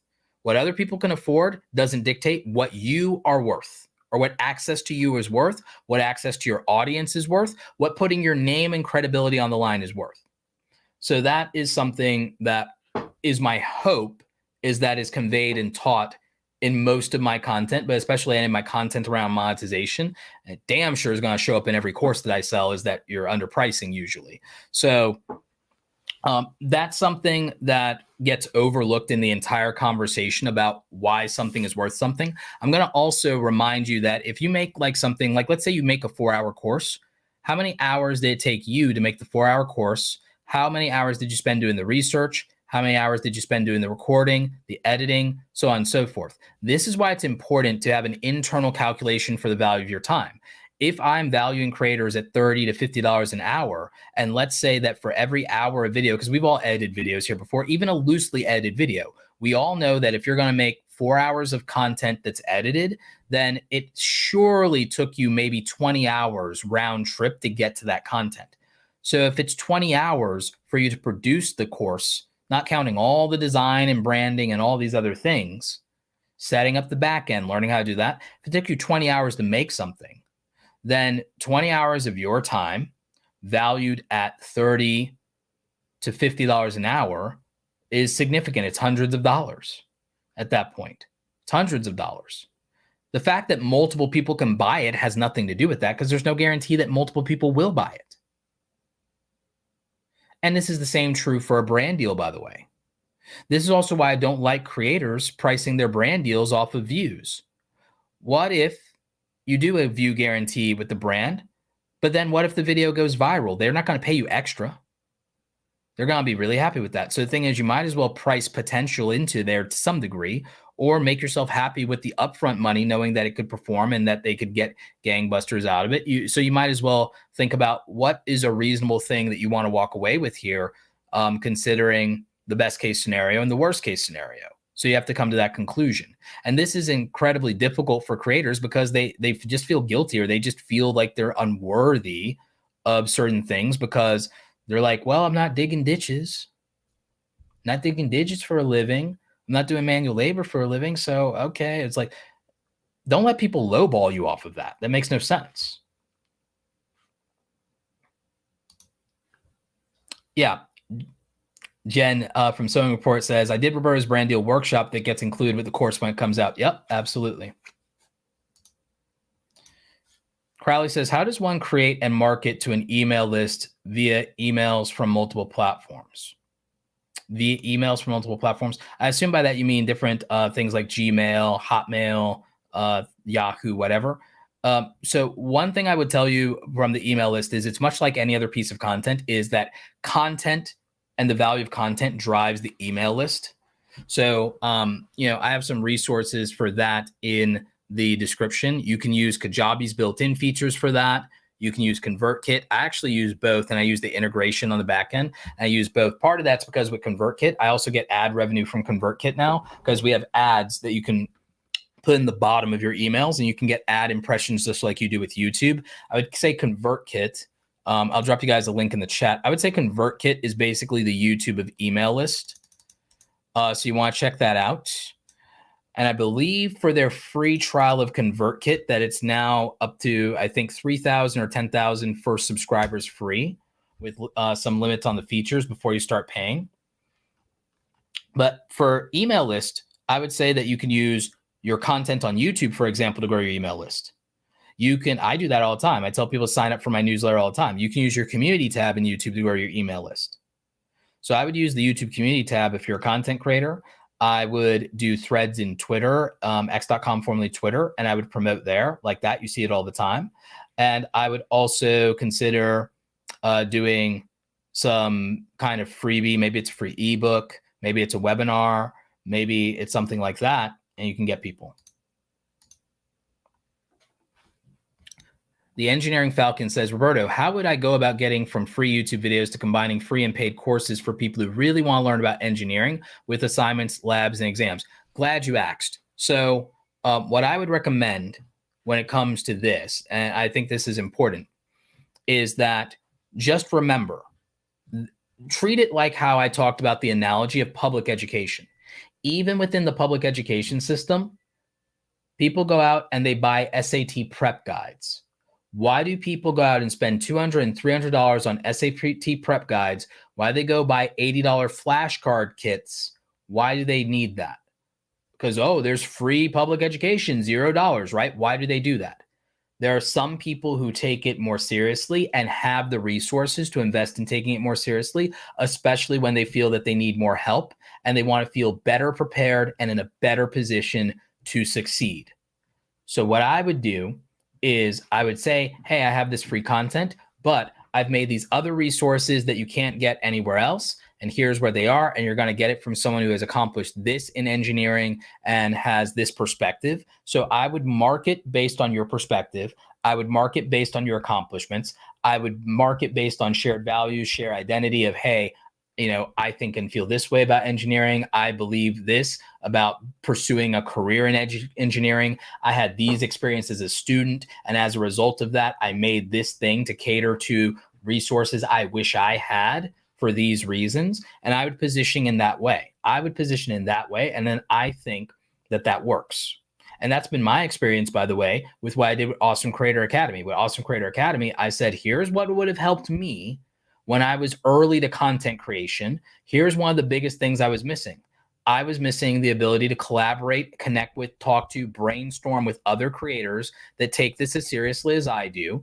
I grew from 0 to 100,000 in 3 years. How much greater could I have been if I had had people pointing out my mistakes to me along the way? How much better could I have been if I was in isolation? How much sooner would I have caught on to certain things I was doing wrong? How much benefit could I have had, not just from a mentor, but just other creators taking it seriously that were peers? How much benefit could I have had from peer review? How much benefit could I have had from constructive criticism? How much benefit could I have had of creative support, like creator support from people who actually do content creation? Friends and family are great, but they're not content creators. They don't know what not getting views feels like. They don't know what seeing subscriber numbers down feels like. They have no idea. They don't know what the struggle of monetization looks like.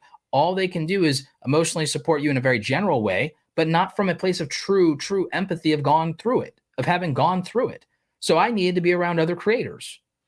And I wasn't. For the first 3 years of my career, I wasn't around other creators, and I could have done better if I was. It's not even close. So think about what would have served me in my early journey, then build that.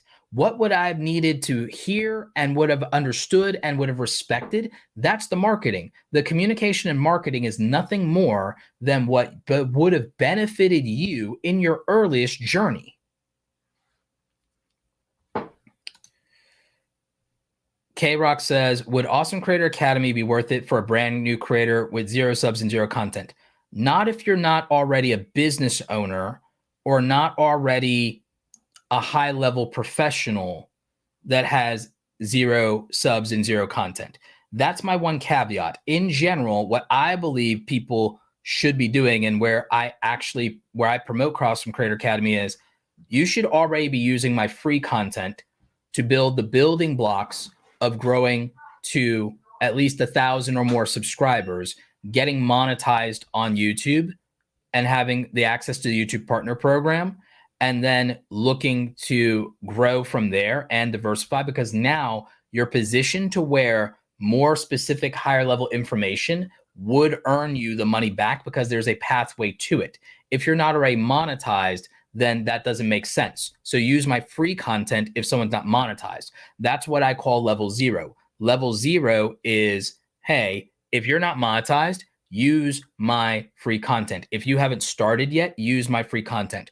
The only thing that if you have 0 subs and 0 content that I think is worth buying is my book, just because you'll reference it throughout your career, and it's $15. So it's $15, 10 if you're on Kindle, and you can reference it throughout all stages of your career, and it even addresses the mental health aspects of being a content creator. And I just don't think there's a downside to books. I just don't believe that there's a downside to buying books. So if you have 0 subs and 0 content, you don't need to give me a dime for Awesome Creator Academy. If you have 0 subs and 0 content, you should be using my free resources, because I've made over 1,000 videos for free that you can watch. I've done 88 episodes of my own podcast. I've also now set these live streams to be podcast on YouTube in the YouTube podcast app. or rather the YouTube Music app that has podcasts in it, so you can even just listen to the audio on your commute. So I have level 0 content. You could be getting my free newsletter, level 0 content, to where $0 investment if you're starting from nothing. You can go through our free 12-week creator playbook if you're starting from nothing and spend the next 12 weeks leveling up as a content creator, and that costs you $0. We even have a 12-week companion email course that you can do, and that's $0. So we have level 0 content. Then I would say, for practical purposes, you could also buy my book, but I would also say that in terms of spending any money, we have $9 resources that are underpriced as well, and that doesn't require a commitment to spend the $9 to get some additional templates, some PDF guides that can help you. Our ChatGPT creator prompts for $9. You get 200 creator prompts for $9. So we have really free and cheap stuff that's for level 0.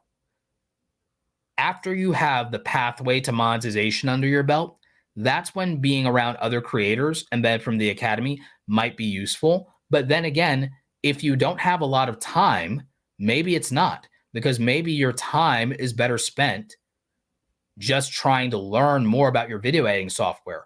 Maybe your time is better spent trying to just learn what your style and what your speech cadence for making videos is and improving your delivery and your voice. So the thing is, you might not be able to do the time commitment to Awesome Creator Academy because we do 2 office hour sessions a week on Tuesdays and Thursday evenings. And that's 2 hours plus of your week that could be going to making content and earning money from making content. So, like I said, you may not even qualify at a certain point to be a part of Awesome Creator Academy. And I don't have any problem with that. I'd rather people, one, use my free content and resources for as far as that can take them. If that's getting to monetization, great. If it's getting to 10,000 subscribers, because maybe that puts you in a better position to start to even think about brand deals and UGC, so be it. Now, there are exceptions. There are exceptions. If someone was a professional that's trying to build their personal brand, let's say you're already a successful entrepreneur and business owner, but you have no social media profile, you suck at social media, but you're a high earner and you want a personal brand, you want to start a podcast, you want to build your online presence and community, you finally want that recognition. Let's say you're already a thought leader in your industry, but you feel like it's time to build that personal brand and to get recognition outside of that, then that would be an exception to that rule of someone who could start, because one, I'm not concerned about them from financial resource standpoint. And then they actually have a means to immediately monetize because they also have status, social proof, and income levels that justify it at that point. So then it would make perfect sense. But yeah, those are kind of those caveats. And the thing is, I'm very upfront about that on the FAQ page for Awesome Creator Academy, which actually, again, that's something many of you should even consider thinking about is, what's your FAQ page look like? What is it that, how are you conveying information about what qualifies people for your offers, whether it's your course, coaching, or a program. So I tell people what they get clearly, but then I also have FAQs. And so here are some of the FAQs. Who is the Academy for? And see, I tell you straight up, like, who this is for. Maybe I need to be very even more clear about who it's not for. Maybe I'll add that one in terms of who it's not for. What will you get?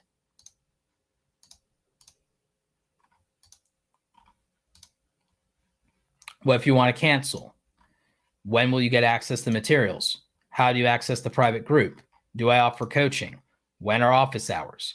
So again, I do everything I can to make sure that you understand, what to expect and what you're getting. And I try to make sure that we don't leave a stone unturned. But what I will add here is I will add who it's not for much more specifically for people and what they should do instead if it's not for them. Like I said, if it's not something you feel you can commit to, because by the way, the biggest reason we've had anyone ever actually leave Awesome Creator Academy has typically been people who leave seasonally, usually around stuff with their kids. Like they don't have time because, oh, this started or it's sports season again, so I'm with my kid. So that's usually one of the main churn effects for us. And you should consider customer churn. You should consider seasonality as well in building your courses and your online business. The Divine Chef says, Roberto, is it beneficial for me as a plant-based chef to create course or coaching? So it depends. I actually think if you're a plant-based chef, one of the best things you could do is actually start a cookbook line.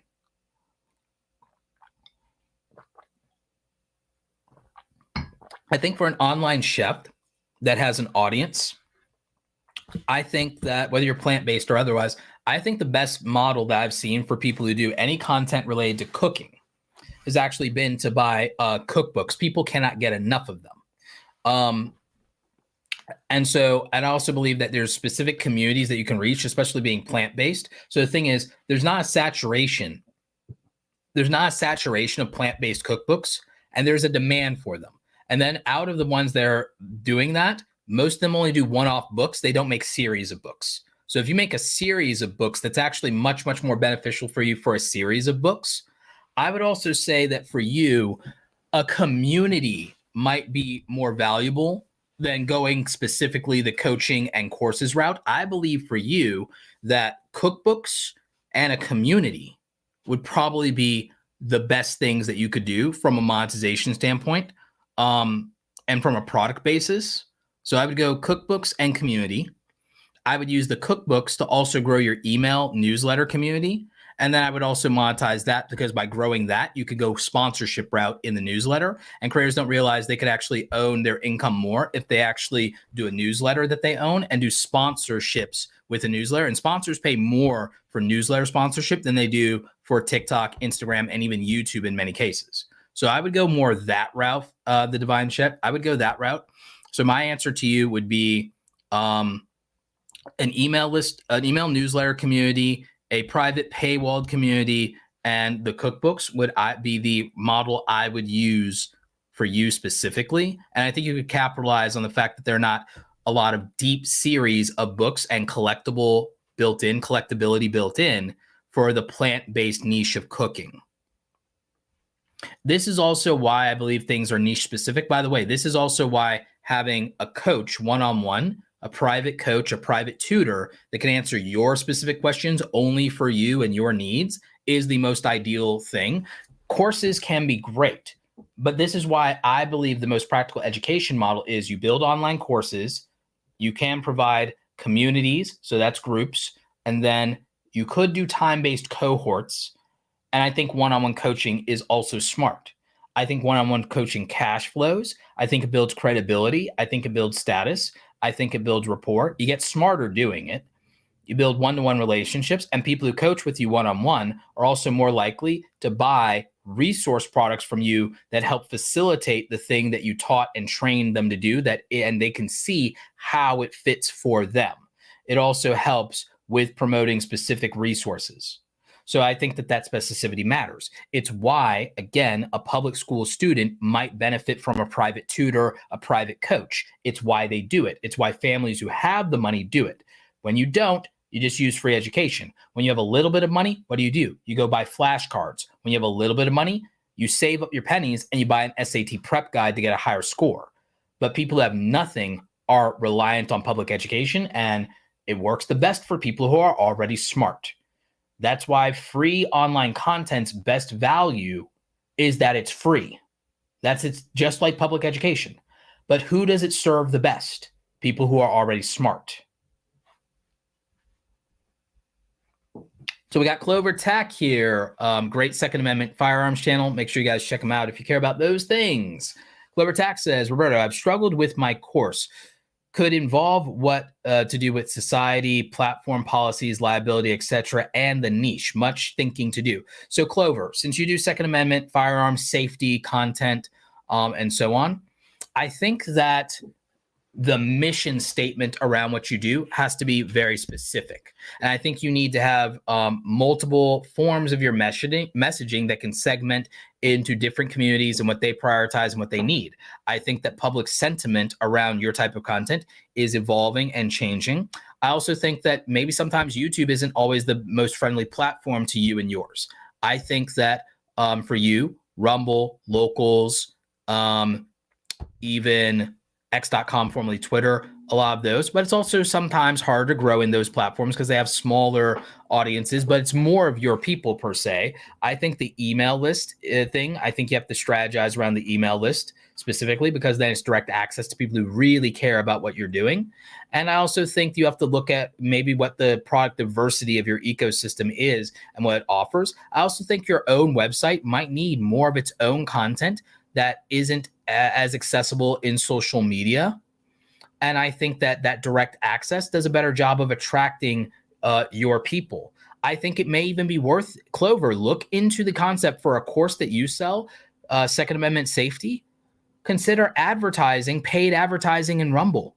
Consider paid advertising in Rumble specifically for you. I think that that might be a great fit. I don't know that that's something you've even considered.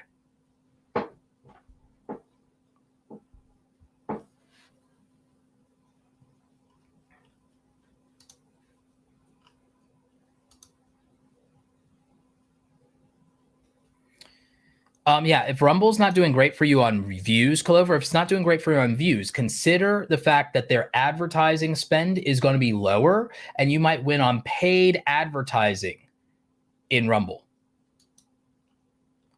But remember, not to grow your following, but to sell your product. So for a lot of you, paid advertising for your online courses is actually a real practical thing. I'm going to run some of the numbers for you on the concept of paid courses, for example. So, or even memberships. Memberships is actually even better in some cases. So I'm going to run the numbers for you. So you guys are YouTube content creators, a lot of you, and online content creators. You understand the concept of CPMs, cost per mil, cost per 1,000 views. What's the average YouTube cost per 1,000 views? Well, since us creators, we know that we get, like, a lot of us, not me, I get higher, but like, okay, it's $1 to $5 RPM for content. So that means the CPM is $2 to $10, right? So $2 to $10 per 1,000 views. Okay, well, let's do some math here, shall we? If it is, let's just say it cost you $10 of ad spend to reach 1,000 people, and let's just say only 1 out of 1,000 people buy. This is also why we price the way I said the price. So if it cost you a $10 cost per acquisition of customer, I'm not saying that's how many people clicked. It's probably that maybe 100 out of 1,000 people that you reached might have clicked. Let's say you got decent clicks on your ads. But let's say that out of buyers, you reached 1,000 people, and out of the people who saw your ad, let's say you only got 1 buyer per 1,000 people. Then your cost to acquisition per customer is $10 because you spent $10 to reach 1,000 people and you only got 1 sale. If you were selling your product for $10, this would be horrible. But if you're selling your product for $500, this is fantastic. Even if it took you spending $50 to get 1 customer for a $500 product, it would work. It'd be great. It would scale.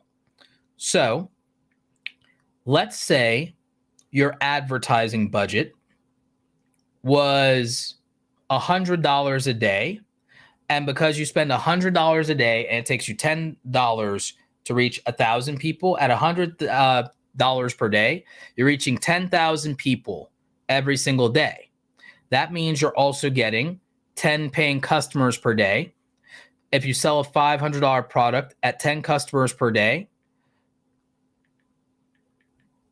500 times 10, it's $5,000. Now, am I guaranteeing that you're going to sell to that many people? No. But if you reach 10,000 people and you get 10 customers out of that, that'd be great. Now, let's just even say, for the sake of argument, it was 1 customer out of 10,000 people you reached. Let's just make it absolutely hard mode. Well, you spent $100 that day and you still made $500, $400 in profit. It's a digital product. So what's your real cost there?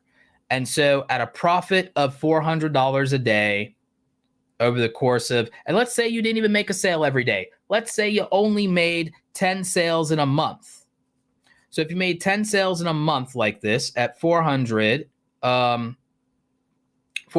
in profit, because we're already taking into account the ad spend. We're already counting the ad spend. So I think you'd end up doing reasonably well there because we're accounting for the ad spend. At least in terms of profitability. It's not my ideal profitability, but again, 10 sales for the month at $5,000 profit, $100 a day ad spend is $3,000 in cost, $2,000 in net profit after advertising expense. Not terrible. Plus, if your product ecosystem allows for more upsells now that you have this customer in your database, if the lifetime value of a customer isn't 500 but is 1,000, then you still made out like a bandit at the end of the day because your profitability goes up later because you're not advertising again to reach them. They're in your customer database. You can just email them. So that's why people spend money on advertising, which is why us YouTube content creators make money. Us YouTube content creators make money because people will buy advertising. So that means advertising is actually worth something. Exposure actually is worth something. So it's an opportunity. So even if we got to the point where I said, hey, we're only getting one sale out of even 10,000 people, it still absolutely makes sense from a net profitability standpoint.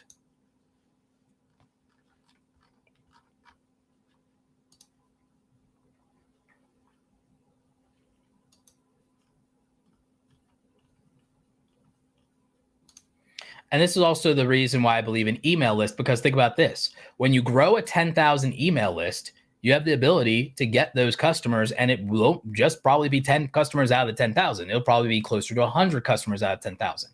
100 customers out of 10,000 that are willing to spend $100 to $500 with you, very significant. That's how you get $50,000 in sales.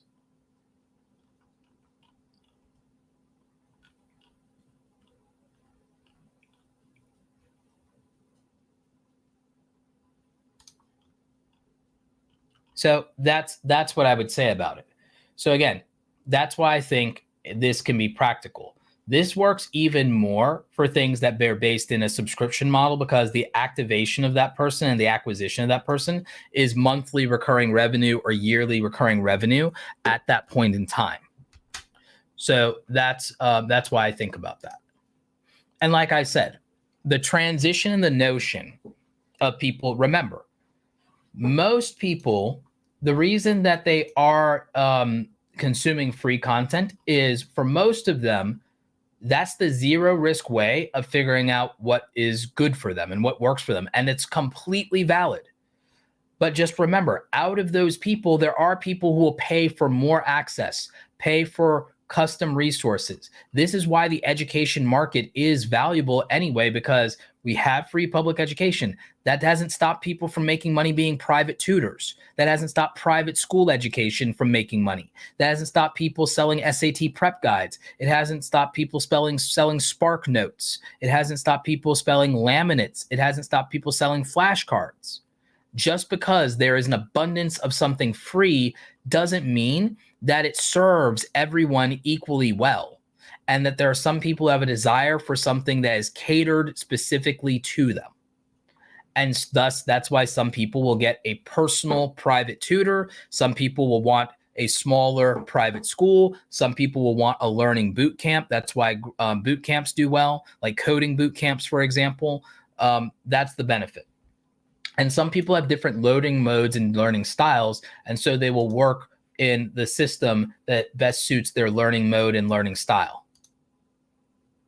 So, like I said, for me, the course system that I like in the learning system that I like the most is Kajabi. Now, Kajabi has this really cool thing called Creator Studio. This is a new addition, and this is something they partnered with Adobe on. And so actually, this is pretty dope. So in this system, what you can do is you can select something you already have. So let's, if we select something that already exists, and let's go with,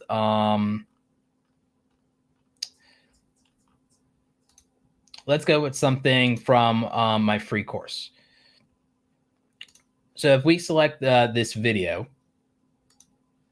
that just answers the simple question of how to get more subscribers on YouTube. With this Creator Studio feature, there's a lot that I can do with this here on the back end.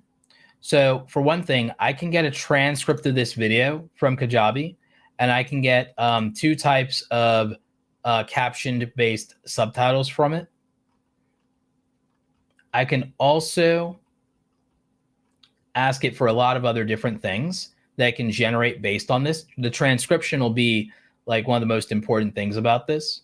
I can ask it for a summary. So there's a lot that it can do for me.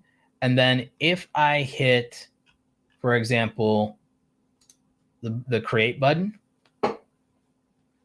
it's going to go ahead and it's going to process those things, and then it'll email me and let me know when it's done with that.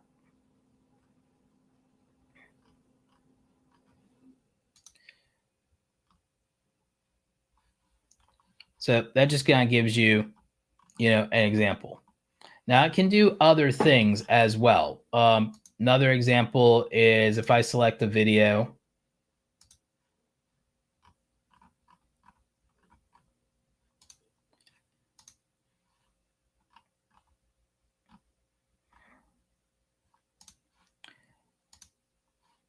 I can have it do some other things. Because it'll ask me here, what else do I want to create? And there are things it can do. It could create some kind of outline or description around this, but it also has the ability to help if you wanted to, let's say you wanted to do something here, like have it create a video clip for you. So we'll just do these things. It can also take that content and it will be able to generate clips. So if you did something very long, it can also help with some little bit of like, AI on that side. And there are some other dope things that will be integrated into this in the future. But if you have access to Adobe Express, which you also get with Kajabi, Adobe Express has some very powerful things that it's very capable of on the back end. When you go into the Creator Express, either web experience, if you do it in a browser, if you do Adobe Express browser based, there's some cool stuff you can do. Their mobile app is actually incredibly powerful. So there are things you can do with that as well. So I just think that this is a dope inclusion in terms of one other thing that Kajabi offers that I think is different than, say, other platforms. So again, for people asking about, well, what about Teachable? What about YouTube? What about this? So this can be helpful. So Jen from Sewing Report says, I'm a 100K channel and tend to still stick with mostly free education, although I try to support them financially by buying books, lower tier products, or joining YouTube memberships. Yeah, absolutely. So again, a lot of the reason that some people just stick with free is because that just makes the most sense for them financially. That's where they're at, and that's fine. But there are people who, when they can pay, they'll pay at the price point that works for them. Reptiles and Research says, so with Kajabi, you get a website builder, course builder, affiliate system, all under one roof. Yes, and also email marketing under one roof as well. Yeah. And that can be integrated into the website that you build. Yes, absolutely. And that's how my website works here with Awesome Creator Academy. So you actually do get that in here, and the website builder and all those things. You can even create custom pages where you can code things. I have, for example, a YouTube calculator that I coded, and I put custom code in there for that, which is linked at the bottom of awesomecreatoracademy.com. And then people can put in their view count and their RPM, and then it'll tell you estimated earnings. I've done some other things that I'm working on. So pretty cool. Pretty cool. Jen from Sewing Report says, although I'm frugal, I just find I get enough value from free courses and don't tend to need a lot of hand holding or one-on-one instruction. Yeah, like I said, it works the best. Free content works the best for people who are already smart. You see what I'm saying? So like free content tends to work the best for people who are already smart. But there are specific instances or things where they benefit from saying, I do want somebody who has experience or expertise in that specific thing. So let me go there. So that would be why. And like I said, one of the other cool things about Kajabi is the no-code tools. The fact that with no-code tools, you could go in here, even if you do code like me, but you can also just move around these different modules, add sections, text, columns, all these things, videos, opt-in forms. So you don't even have to be a brainiac and know how to code to make a really good, very effective website that benefits you. So that is one of the other things that I tend to like about it, is that this is relatively easy to use and to navigate. You also do get a blog section, so you can create content and blogs around this. Primary example being, I did this, blog post that did very well. It's ranking #1 in Google. So I did a blog around how many YouTube channels have 10 million subscribers. So how many YouTube channels have 10 million subs?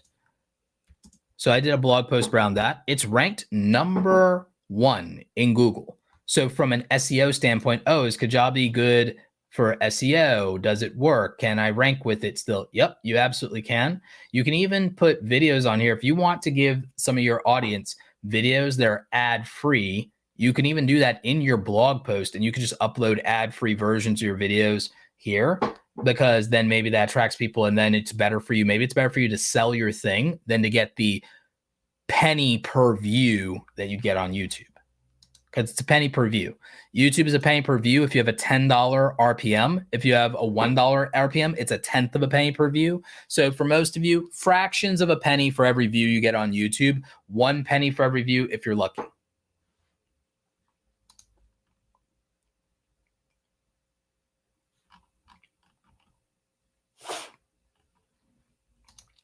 Zolo Q says, how are the non-compete changes in the US going to affect creators? I'm planning to think about doing a video on this, but mostly one of the things with that is you can, while non-competes that come from the standpoint of a employer are going to be non-enforceable, creators aren't necessarily employees. Creators are not necessarily employees, meaning you can still offer exclusivity in your brand deals contracts, because that is you as a 1099 contractor, non-employee, opting in to and offering exclusivity and to not work with competitors. That's different. So you can still leverage exclusivity and non-compete in your contracts as a independent and as a service provider, as a business owner doing B2B with a brand. I want creators to remember, you're a B2B company. You're a business-to-business company working with brands. You're a business-to-business company working with platforms. You're not an employee. Stop it. Stop the W-2 mindset. No offense to 9-to-5ers. We've all done it. I was a 9-to-5er for many years. I'm saying, while I'm not dunking on you for being a 9-to-5er, I'm saying the 9-to-5 mentality doesn't serve you. In most cases, it doesn't serve you. There's a mental conditioning that happens with being an employee that doesn't serve you. When people like me criticize it, we're not judging you for doing what you need to do to feed your family. We're saying that there's a mindset and indoctrination of employees, and that the employee mindset still haunts you long after you stop being an employee, and it hinders you in your other endeavors. So you're a business owner working with other business owners, and when you do that, that's what your brand deals are. It's B2B. You're a company, they're a company. Okay? They might be a bigger company than you, but you're still a company. Therefore, from a tax standpoint, that's absolutely true, by the way. So don't let nobody tell you it's not a real job, because if it wasn't, well, why are they taxing it like one?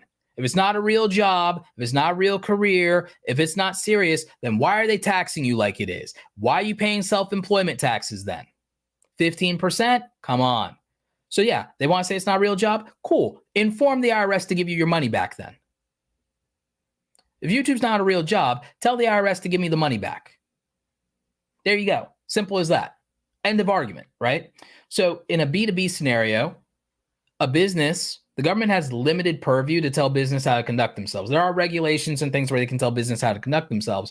However, this is an employee protection. This doesn't extend to independent contractors, which is also going to be one of the ramifications, I believe, of the U.S. government, Lena Khan over at the FTC chair Lena Khan, striking down and saying that non-competes won't be enforceable going forward for companies. Okay, cool. But that only is an employee protection. Yay, workers, yay. That has nothing to do with independent contractors. That has nothing to do with independent contractors because independent contractors are independent entities that are not W-2 employees and then not subject to that purview. That would be my understanding of it, unless they have some amendment that they want to put forward that says otherwise. Therefore, while they can certainly intercede on the behalf of employees working for a company, they can't intercede on how businesses operate business to business per se in this particular case. Therefore, you as a creator can still offer exclusivity and non-compete to a brand because you're a business doing business with another company. You're not an employee, therefore not subject to those employee protections. Therefore, you can leverage that in your negotiations to get more money. Ta-da! Which is why my brand deals course will be worth every penny, because it will tell you how to take advantage of everything contractually that is available to you ethically to make more money in your negotiations by knowing where leverage lies. This thing with the US and non-competes was a form of wanting to give more leverage to employees. Guess what? That doesn't apply to us creators because we're independent contractors. We're small business owners. We're on our own. The government hasn't really done anything but get in our way. So there you go. Think about it. Last time the government decided to intercede with content creators, you know what that was called? That was called COPPA. How did that work out for you guys who got your children's family-friendly content demonetized or not, or 80% of your ad revenue cut because the government decided to intervene? So yeah, I can't remember the last time the government did anything nice for content creators.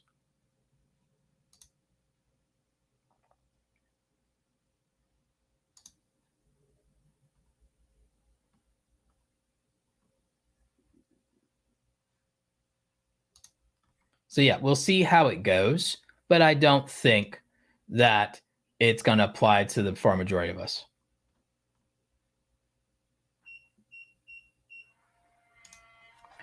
Reptiles and Research says, can you monetize the site through Kajabi or do you still need to deal with AdSense?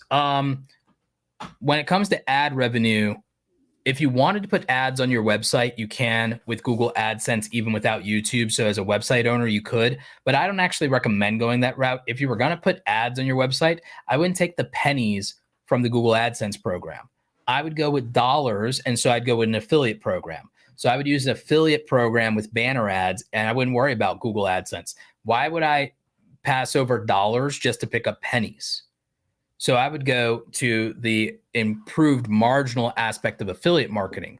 More importantly, I probably wouldn't put, even with the dollars you can make from the Amazon affiliate program, if you're going to do online education courses, if you were going to sell advertising space or utilize advertising space, I would do it as an affiliate for either a software as a service company that will pay you in perpetuity with a 30% commission in perpetuity, or I would do it when it comes to another course provider in a completely different niche than me that still serves the same audience, different niche, same audience, same people, same audience avatar, completely different niche, not a competitor, but a contemporary.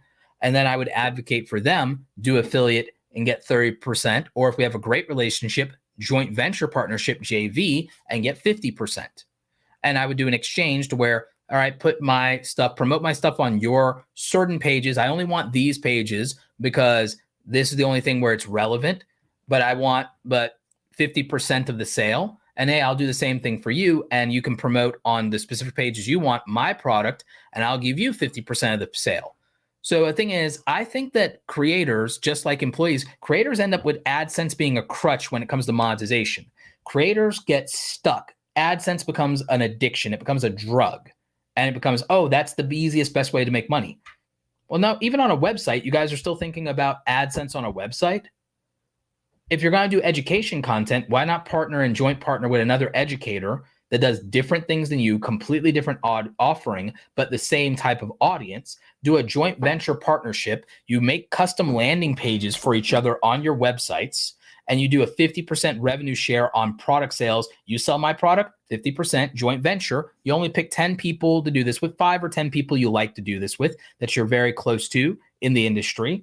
For me, if I was doing a joint venture deal, I'd want to do a joint venture deal with Jay Klaus or Justin Moore or with Daryl Eves or with Daniel Battelle or with Nick Nimmin. These are the people that I like and trust the most, and whoever I'm leaving out from our circle, but these are people I like and Sean, like the people I like and trust. I'd be willing to do, hey, I'll make a custom landing page for your thing and put it on and promote it to my people, but 50% commission on those sales, because I'm more than a regular affiliate. We're very close, but I want the same deal. You put custom pages to promote my stuff, and I'll give you 50% of every sale that you bring in. And we have it tracked with the affiliate links and all that stuff. You have access to the dashboard for your side, so okay, cool. And we just do transparency, and then we all win. And so then I would do those joint. So why would I put a Google ad banner that's going to give me like 5 cents per 1,000 views or something like that? Or even if it's $5, $10 per 1,000 views, when if I get a sale from my homie on his $600 course at a 50%, I'm making $350. How many views would I need from YouTube and Google to make $350? I need to produce tens of thousands, maybe 100,000 views to make the same money. Why would I not just get it off of one sale? And if I get more than one sale, and if I have more than one of these JV partnerships, so again, 100 affiliates, Dream 100 list of affiliates, 5 JV partners, and then you make infinitely more money going that route. If you're going to give access to your audience, it should be for that amount of money. Then the other thing you can do is you could do sponsorships. You could also have affiliate programs with software companies. Then you're making 30% for perpetuity for software subscriptions. So then you'd promote that with the banner ads if you're going to do it. You wouldn't bother with Google AdSense and YouTube AdSense. It's worthless compared to that. It's frivolous. You're picking up pennies and passing over hundreds of dollars at that point. So I would just go a different route. Yes, will the minority of people click on those things versus getting the free views and everything? People are too obsessed with but the free views. Oh, I didn't have to sell anything. Oh, I didn't have to do any work. That's okay. This workshop today, which was supposed to be a workshop Wednesday, but I had a family emergency, so we're doing it on a Saturday. This workshop is not for people who are trying to focus on passive AdSense dollars that they didn't have to work as hard for. Because it scales with views. This is for people willing to do hand-to-hand combat and make individual sales and to build systems where that could be passive. But that passive now is, instead of thousands of views, to not do any transaction, to still get money on the back end from advertisers. No, we're becoming the advertisers. We're becoming the advertisers, and we want to convert sales now. So we're taking the same role that sponsors would take on our content. That's the change in our positioning, in the same thing as the evolution from the employee to becoming the employer. From employee to entrepreneur, same mindset. So instead of getting, oh, I want these passive ad dollars, go to the same position as the brand and saying, I want sales. Think about it. It changes your creator mindset. Book coming soon. But yeah, actually, I do have a creator economy book that I'm publishing next year. It'll be a sequel to this book, Create Something Awesome, How Creators Are Profiting from Their Passion in the Creator Economy. Because I touch on this lightly. I have several things I cover with monetization in this. The second book I'm writing is dedicated entirely to monetization and making money as a creator, not necessarily content strategy, those things. Nope. It's created to brand building and marketing, and then monetization and sales, and then managing your business and your team. So 3 N's: marketing, monetization, and management. That's the second book. The second book is really only focused on those things. The second book is the money book. And then the third book I'm doing is higher level content strategy. So that's the thing. And that's also the thing I coach around. You wonder, well, Roberto, you don't have 1 million subscribers. Why do people come to your coach? People with millions of subscribers come to me for coaching so they can stop being digital sharecroppers on YouTube and build their online business, manage and scale their team, set up their physical and digital products, figure out their merch strategy, and hire designers that will actually do a good job. Some of them come to me for content strategy because they're like, Roberto, I need something different than what I'm doing because I'm trying to go beyond YouTube and be multi-platform. And all I know is my own audience in YouTube. Roberto, I'm switching to another niche and I need to figure out how to pivot in a way that doesn't throw away all of my effort up until now. I've coached creators with 1 million subscribers. I've coached creators with 6 million subscribers. I've coached a lot of creators, even ones in the chat here, to 100,000 subscribers. I don't say this to brag. I'm saying this to make the point that you cannot let yourself get trapped in the YouTube mentality of these things. You need to become platform agnostic. You need to diversify your platforms, diversify your revenue streams, but you also need to move on to being an owner. Own the relationship with your audience, own digital assets and products, own your own email list, own your own customer database, own things so that you are not leasing your career from a platform that can dispose of you just as easily as an employer. There is no such thing as job security. So own the thing. Savvy?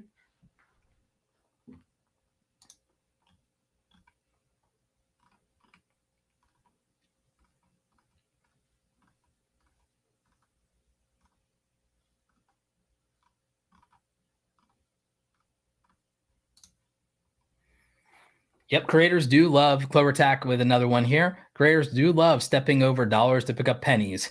To be fair, I think we've all been there at some point. Yeah, we all have. But I'm saying that it's also conditioning. I'm saying that we get used to it. And it's one of the reasons why we're undervalued. It's one of the things that stops us from making the money that we should be making. Thanks, Clover, for posting a link to my book in the chat there. Appreciate you. I believe it's also in the description of the video.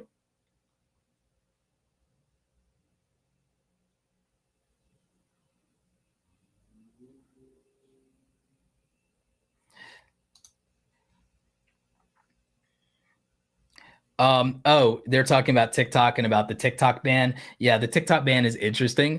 Yeah, TikTok could write a course on how to tank a platform. They could.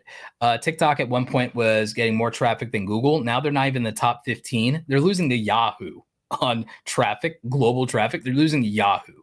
I predicted the decline of interest in TikTok a long time ago, and only to not be believed. And we're right on schedule. I said, what was it? 2 years ago, I said that we have a 3 to 5 year window of TikTok continuing to be relevant and a 3 to 5 year window of it being banned, and that I don't think it survives another presidential administration. I said that, and I'm only being proven correct. TikTok has even dwindled in teen attention down to being as relevant as Snapchat is with teenagers now. All the data is there. So like, yeah, TikTok, if this whole social media thing doesn't work out, write a book or a course on how to tank a business. Reptiles and Research says, do you think that it is better to make several little courses or one mega monster course that just bleeds value? Actually, I think that you should build an ecosystem of products, and I don't think it's just limited to courses. One, I believe that people should consider how they provide coaching and communities. So memberships, I think that's incredibly valuable. I think that small subscriptions can also be incredibly valuable where you own all of it instead of splitting 30% of it with YouTube.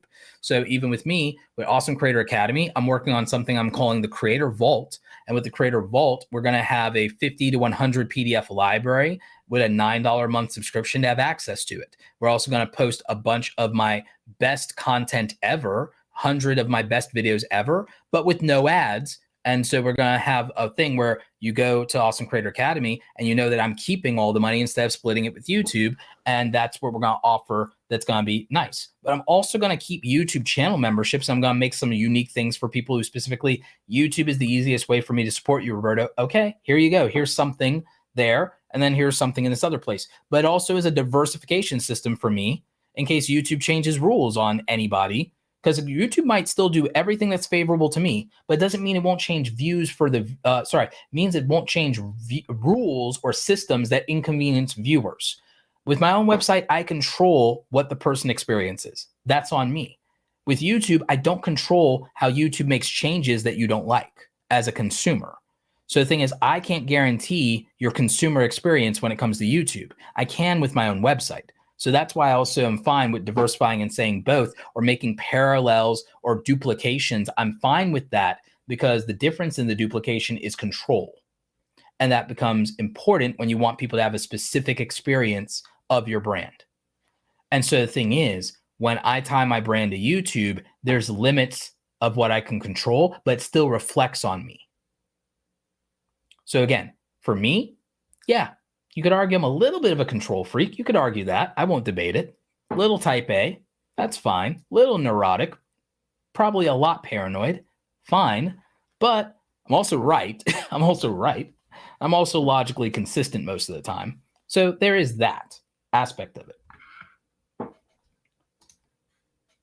Yeah, on a long enough timeline, YouTube will make a change that does affect you. I mean, I'm affected by the invalid traffic issue, but I mitigated how it affects me because I make most of my revenue outside of AdSense.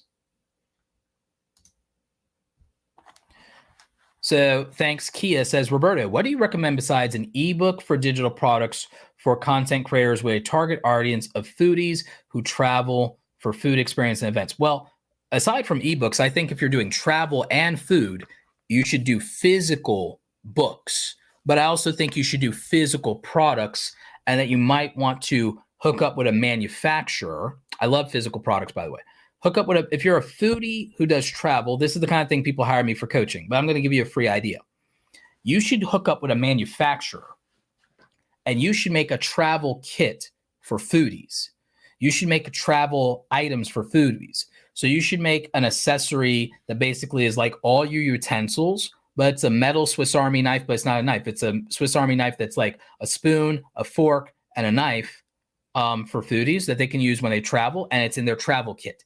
And there should be a special travel bag for foodies, you know, the foodie survival kit, right? So it should be something that you can do and that makes it very convenient for you to travel. You should make your own line of maybe condiments and sauces, and then make them in travel sizes that will pass through the TSA. So, I have these different wonderful condiments and travel sizes that are affordable and taste wonderful, and they pass through the TSA. And so I would do that. So even beyond digital, I would go to physical products. If for your niche, physical products are great. But I also think you should make travel guides, and I think they should be physical, and I think they should be digital. I think you should make a physical book that's a coffee table book, and I think it shouldn't be cheap. I think you should make a nice, wonderful hardcover coffee table book that has the food and culture and these wonderful spreads and pictures, that is a coffee table book that someone can enjoy and look at the food and culture from different places all over the world. And you make one for different parts of the world. You do one for Europe, you do one for Asia, you do one for South America, you do one for Central America, you do for the Caribbean. You know, you do all these different ones, and then you can have this wonderful line of these things, and they don't have to be cheap. For something as beautiful as that, with great photography and great imagery and great colors, it's fine if that's a coffee table book. And for someone who has the access to travel, someone with access to travel is not broke. So since they're not broke, then that would be like really good. That would make sense, and make sense to price higher for that.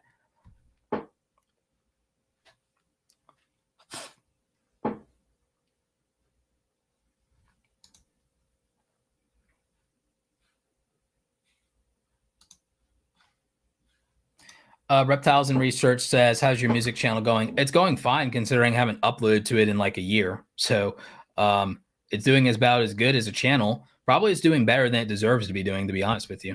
So it's going fine. I actually have 40 songs that haven't been released. I need to do something. I have to sit down and do that. But it's like, I just have other things that I've been prioritizing, other things that make money, other things that make sense.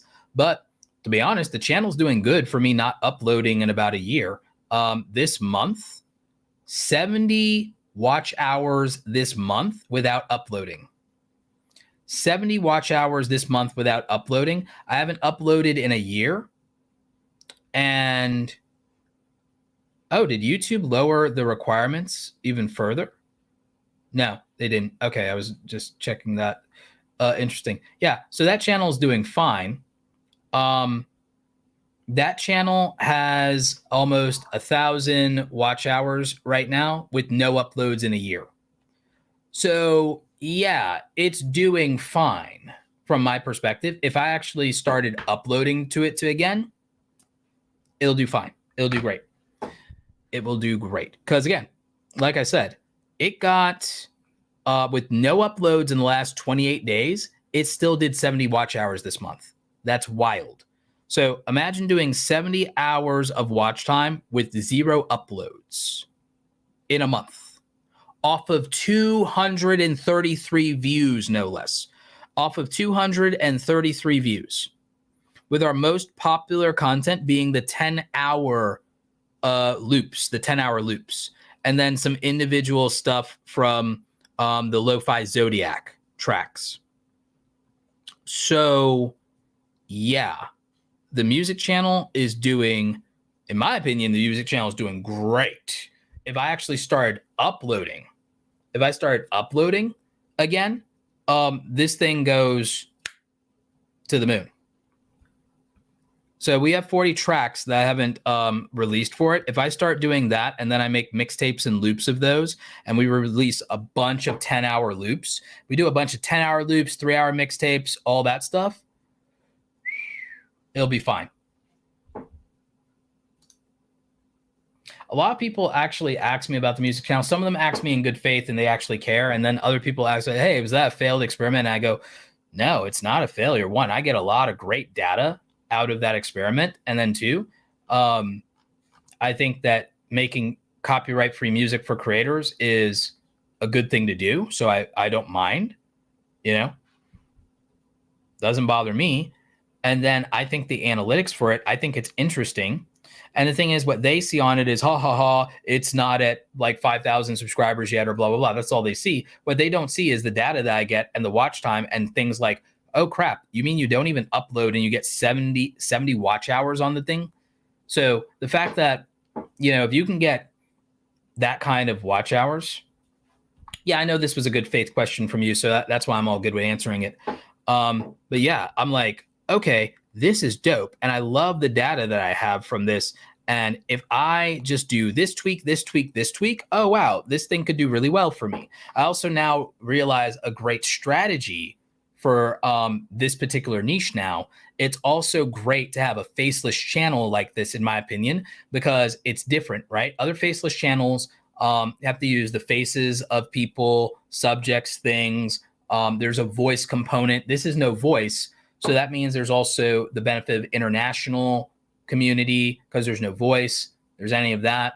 So there's a lot to learn from this version of doing a faceless channel. And there's a lot of interesting data components to it. There is a lot that I can gain from looking at and analyzing things like the average view duration, the retention rates, the fact that I now know that the 10-hour versions of the loops of the music are the most practical and the most desirable thing for people. And that beyond that, it's individual tracks, which means, yes, release the individual tracks out of the 40 tracks. And then also how well the mixtapes do. The fact that the mixtapes do so well, the fact that I learned which titling structures worked the best. There was a lot of value that came out of that.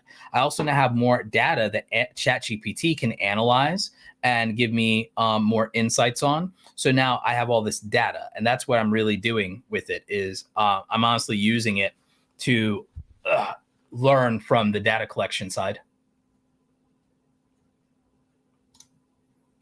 Stone Report says, can you do a compilation of some of your hottest rants set to some EDM background tracks? That could be a new hit. We'll see. What I actually am thinking of doing is I'm actually thinking on this channel of doing a curation of the best copyright, like for all the places that provide either licensing or royalty-free music and stuff like that. I'm actually thinking of doing a video where I curate the best tracks from Epidemic Sound, Licked, Artlist, Audio Machine, whatever. And yeah, I'll do affiliate links with all of them, like Soundstripe, whatever. And I'll have affiliate links and stuff with them. I have to pay for all of them, obviously, but I do that. And then what happens is, because I do that, but I also have the affiliate links, one, I'll make more money off the affiliate links, but two, I will be the only person in my niche that's bothered to curate the best overall tracks. Now I have to sink some money into that, because even out of the paid stuff, if I do the stuff with Licked, there's individual payment licensing, because those are songs you hear on the radio and Spotify. And if I do some video content around that, I'm willing to spend some money around that. I also met in person with the CEO of Licked, and they do the music licensing for the popular music off the radio and stuff like that. They're the best in the business for it. I met with him. They're not a sponsor. We might do something in the future. But what he is willing to do is he's willing to come on to the Create Something Awesome Today podcast with me via live stream. And then the next time we're at an event, probably VidCon or something, because he lives overseas, we'll do some in-person stuff. So I'm willing to have him on 2 or 3 times, because he can answer all the questions you guys have about copyright and music. He can give me the inside baseball on the music industry and licensing and the trouble with that. He can tell me for real, because we talked about it over lunch. We had lunch, and he told me the truth about what happened with TikTok and Universal Music Group, and about how the music industry mafia works. So all kinds of cool stuff there. My goal is to interview the creator economy CEOs. So I'm actually planning to interview the CEO of Kajabi, ideally in person, the CEO of Licked. I've done an interview with Nathan Barry from ConvertKit. One day I will get to a point to where I probably can interview the CEOs of the platforms, but in the meantime, I'm interviewing platform employees, and that's been dope. So yeah, I want to interview the creator economy founders and CEOs. I'd love to interview the founders, even though they've exited now. I want to interview the founders of Streamyard. So Dan and Gage. So yeah. Penta Dank Gaming asks, Roberto, what would that physical product idea work for gaming brands on YouTube's? I have an ebook that does okay, but I need to drive more revenue. With gaming, merch does well if you do it right, and it's focused on culture instead of your own brand, and focused on the identity of your audience instead of your own brand. So that works in gaming. I've actually coached hundreds of gamers. I'm coaching 40 gamers with Supercell, Clash Royale, Clash of Clans this year. I coached 40 gamers from that program last year, from their creator program. They're working with me. So I coach gamers all the time, and I've coached creators on my own. You might be familiar with Dan A Drive. I helped coach him to 1 million subscribers. He's also now building his own gaming company around his product, Illustrials. He's also, I have him coming on the podcast. We've already done it. I've just got to edit it and get that out. So that's great.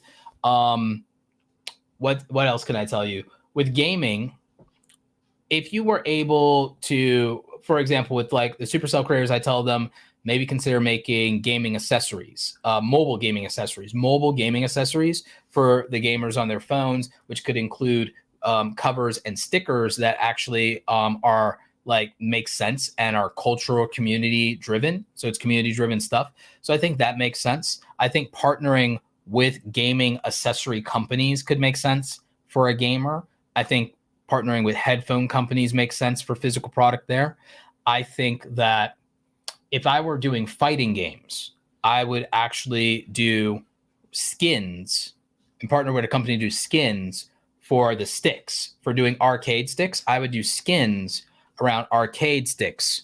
If I was doing fighting games, if I was doing EVA, if I was doing Street Fighter, SNK, Capcom, that sort of thing, I would do skins as a so there's ways to do it.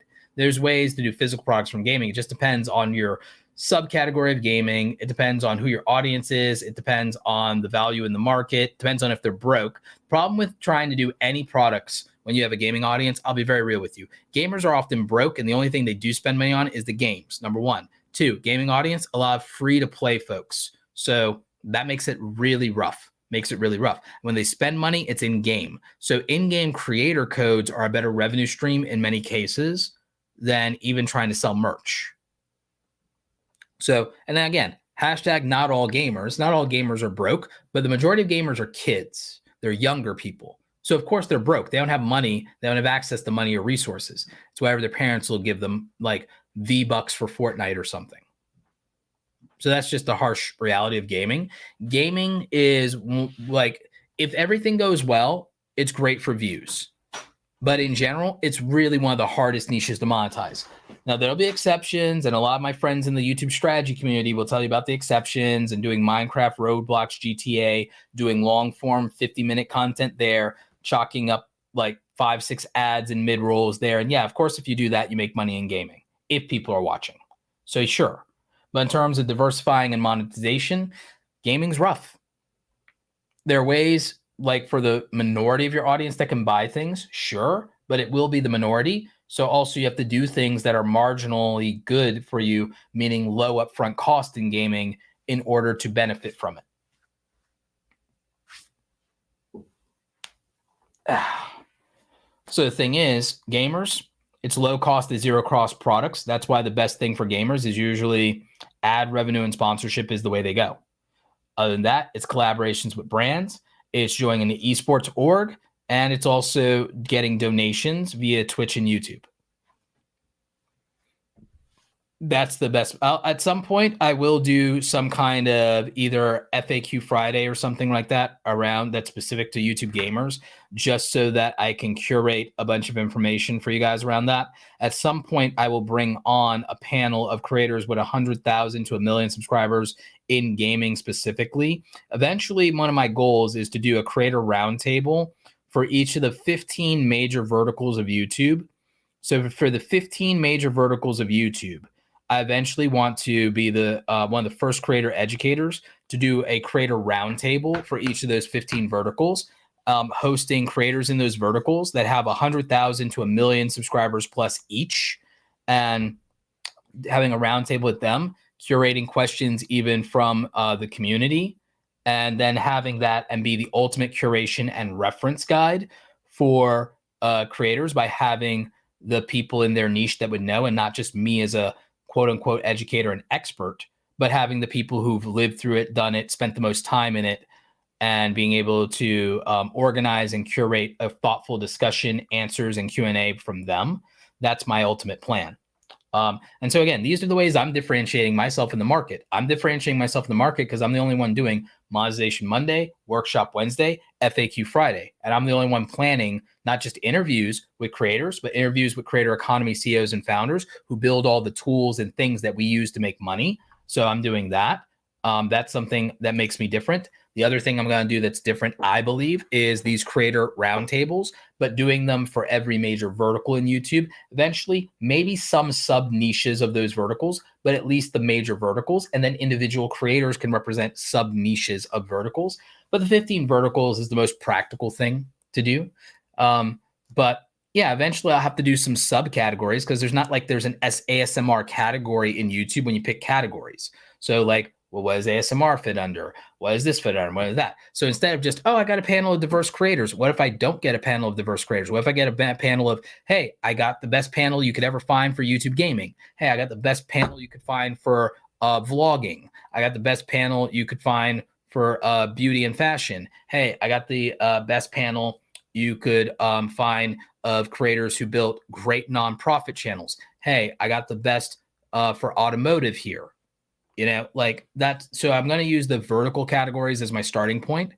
Curate, get 5 creators, anywhere from 3 to 5 creators on a roundtable, and do roundtables. And that's my ultimate plan. And then, of course, I'll interview individual creators. But I also think just having a variety of people so that, hey, you can resonate with somebody on this panel, I think that that's helpful. And also get multiple perspectives on the same questions. That's helpful.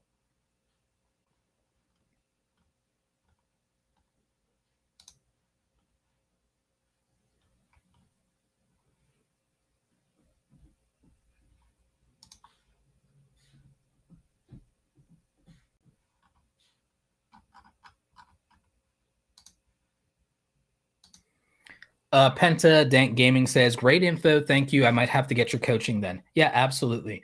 Another thing I will tell you, all of you, in terms of the building and selling courses aspect that I went over, And again, I didn't have to get into massive technicals with all of you because many of you are content creators. So courses are an extension of that. And a lot of it will be around curating the information, researching it, structuring it, making the videos digestible. Here's something I will tell you that will help your courses and coaching business. Continue to make valuable, excellent free content and continue to do live content. I think that live streaming and live Q&A and live FAQs do the best, and live interviews and interviews in general.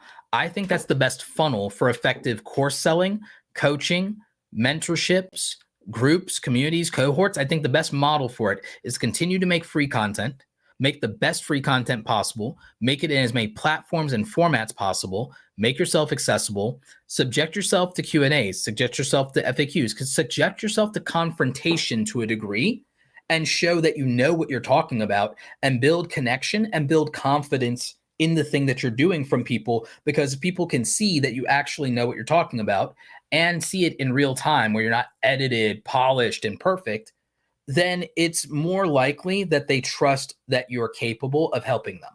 And you're also yourself, by putting yourself in that position, challenging yourself and becoming someone who is more likely to be able to help them, because you constantly are pushing the envelope and developing yourself, being in more challenging situations, dealing with thinking on the fly, having to create and deliver value, having to communicate your points, having to execute.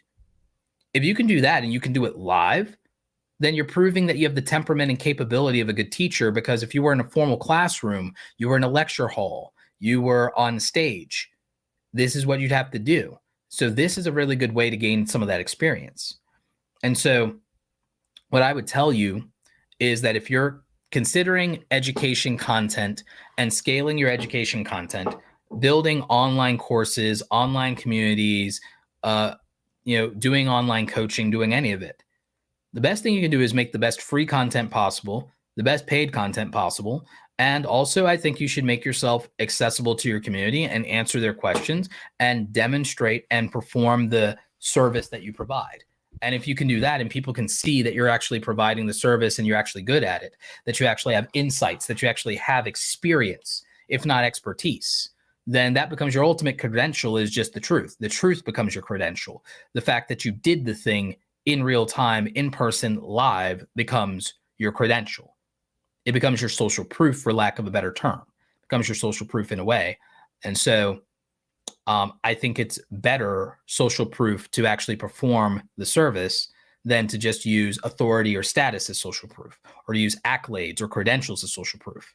I think some of the best social proof is just getting out and doing the work, to be honest with you. It's why one of the advantages of education YouTube is when you have an actual background performing a task. So that's why people like the lead attorney, for example, he lives out here in Atlanta, Georgia. He's been a divorce attorney for 20 years, gone constantly in and out of the family court system, and saw how people deal with that. So his content holds weight with people because he has real world experience. It's not just his credential of, oh, I have a law degree. You could be 20 years old past the bar. That's not doing it for people. It's the fact that he has 20 years of investment, of doing the work. And so that's his social proof. Same thing for my friend Emily D. Baker. Same thing from Dr. Mike. Even one of my clients, Dr. Mike Diamonds. Dr. Mike Diamonds is a YouTube fitness creator who uses real science. I have worked with him all the way up to 1 million subscribers. He uses real science, and he uses his background of actually being a doctor to be able to create science-backed content. And so, yes, he uses a credential, but he also uses the real world. One of his other social proof things that he does is he shows the transformations, the before and after photos of his clients. So the before and after weight loss photos of his clients are his social proof.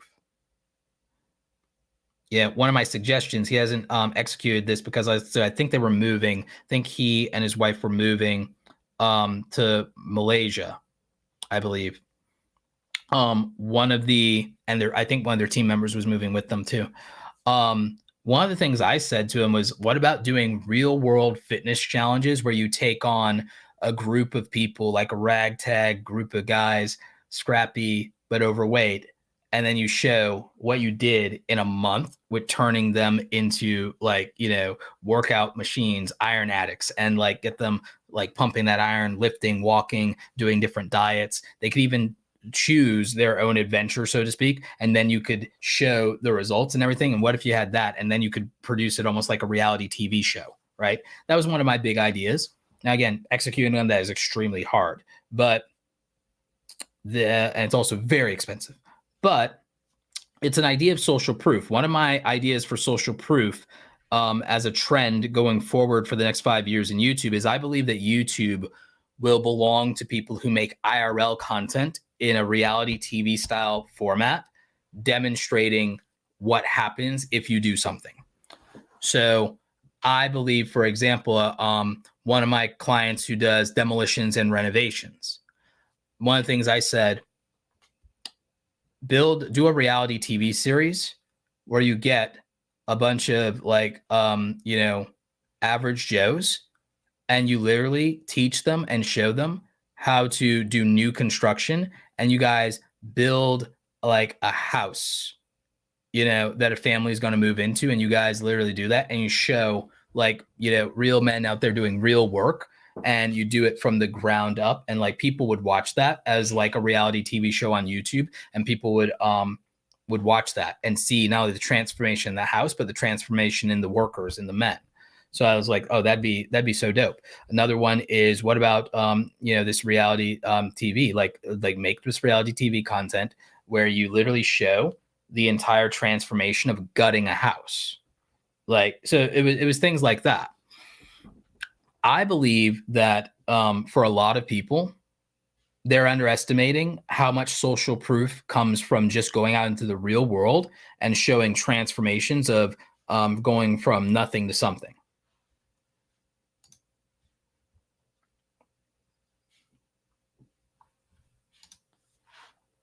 So we have another question here from Kia. Roberto, for my website, I was thinking of having blog content along with my ebook and maybe a few video links to my YouTube channel. Was thinking of offering content creation on my site too. Offering content creation. I don't know what you mean when you say offering content creation. Do you mean UGC content for brands? Trying to bring together foodies and the businesses who want to experience them at events and locations. Actually, what I would do is I'd make a spin-off thing where you work with brands, you work with companies. Maybe you create a local event brand. Actually, this could be good. So for you, this should be a coaching call. But for you, create a local events brand around foodies, and maybe it's a physical in-person membership and subscription. Maybe it is, maybe it isn't. Get brands to back you locally, local businesses. Get local businesses, and even then you use local businesses as the model, and then for the travel stuff, you're able to get businesses outside of your area once you can use the local businesses as your prototype, and then you create these events, these curated event experiences. You can charge for this, or it could be a membership subscription that people do to where they get to come to the events as a member. And so then you're able to drum up local commerce. You might qualify for local small business grants as a result of this. And there might be programs that support you as a local small business owner for doing this. Then you also could create an alliance around these local small business owners, around these foodies, and now they have brand preference with these people. There's a lot of business you could do there. There's a lot of ways to approach it, and it could be very lucrative to take this approach. So I would go more maybe in that direction if I'm thinking about it.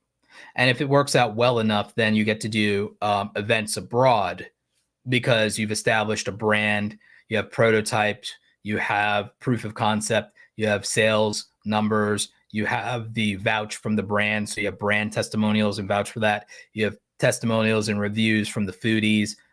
You've built and established a brand and a name and a reputation. So then that's the thing that you would take to these other places abroad that makes you then worthy of reputation. And then you're able to work out a deal with them.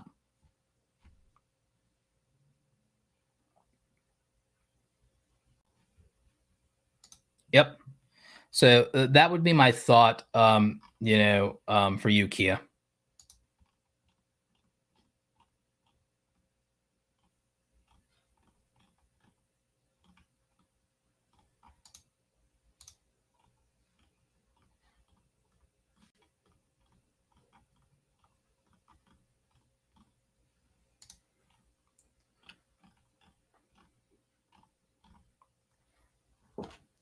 So let's see.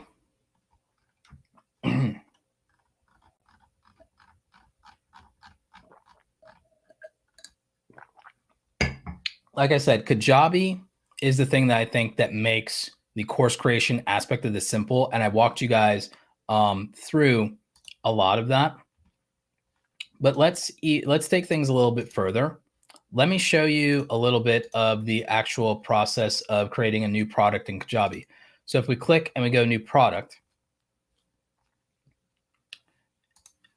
then we get to a point to where it shows us what do you want to create, and you can pick product, podcast, community, or coaching. In this case, product, aka course. So we would start there and we'd say, okay, get started. So now we do this. In this case, we're just going to say demo course for creators. And we're going to say a brief description of this is a course around becoming a full-time content creator, even if you only have 10 hours a week. Now we can toggle this on, and Kajabi's AI could help us with generating some content and resources, or we can toggle it off and do everything from scratch. If we hit next, Kajabi is going to attempt to do that in the background.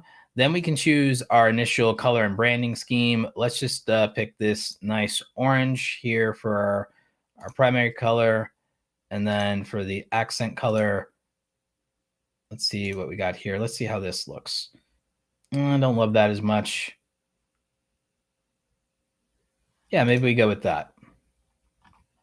Then we would choose a thumbnail. We can either upload a new file or we can select a recent file. We'll just select something recent. So we'll just go with that.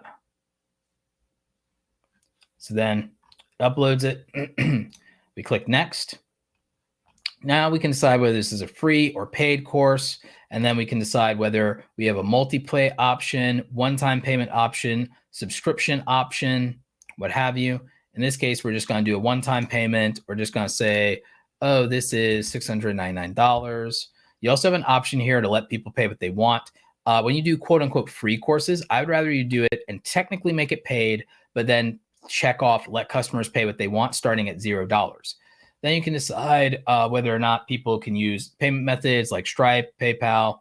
You could even also, decide whether or not they can use Kajabi Pay, whatever. So this lets you take different business cards, credit cards, debit cards, that sort of thing. So we hit next. And so now it's going to start trying to initially create a landing page for us. It creates 3 modules with 3 lessons each. And let's kind of see how the AI did. So the AI decided off of what we said that it'll at least start us off with understanding content creation, developing a content strategy, and monetizing your content. So for a course that we want to do around being a full-time content creator, that's actually not bad in terms of modules. And this isn't bad in terms of choosing titles for the initial lessons. Even in terms of the internal content, in terms of the description and text, even around monetization, this information is not bad. Now, obviously, I can use Grammarly to, make it better, but this is not really bad, not at all. And it's really simple and straightforward to understand. So that we did we'd just make our video content and then we'd upload this. We can even make an assessment, which is basically just making a quiz. We can add our digital downloads. So again, very simple. Let's see a preview of what this course could even look like. So again, it doesn't have any visuals to it, but this is the initial template.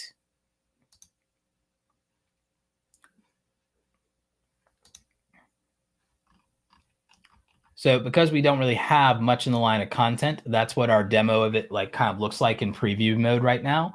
But again, it didn't sit here and its goal is not to make the whole course for us. It was just to create an outline. And I can tell it, yeah, Kajabi, you did a good job on that outline. Thank you. You know? So again, it does have some AI tools to help us. I think that it's an assistant, not a replacement. So I would use it as an assistant and not as a replacement.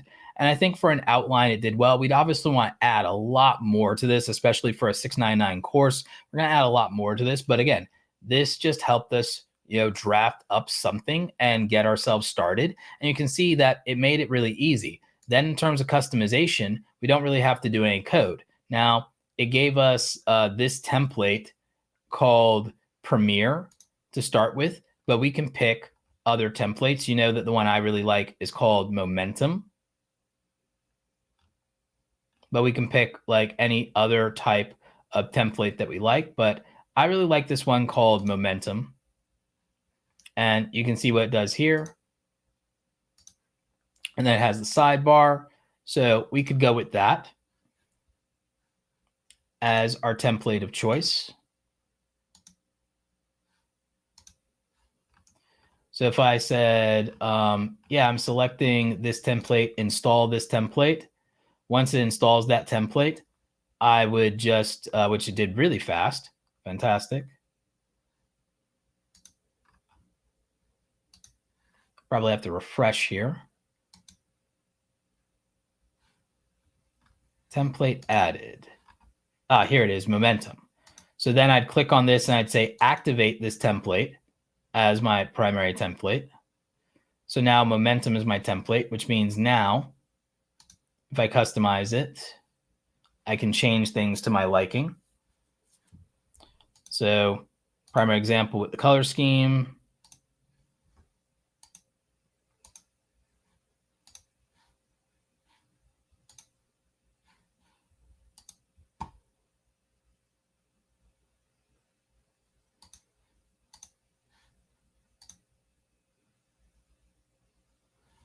And you can see how that changes there.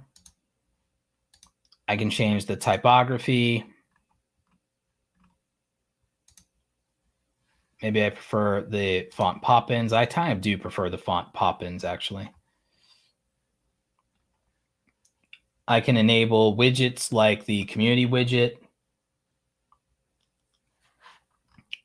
I can customize sections.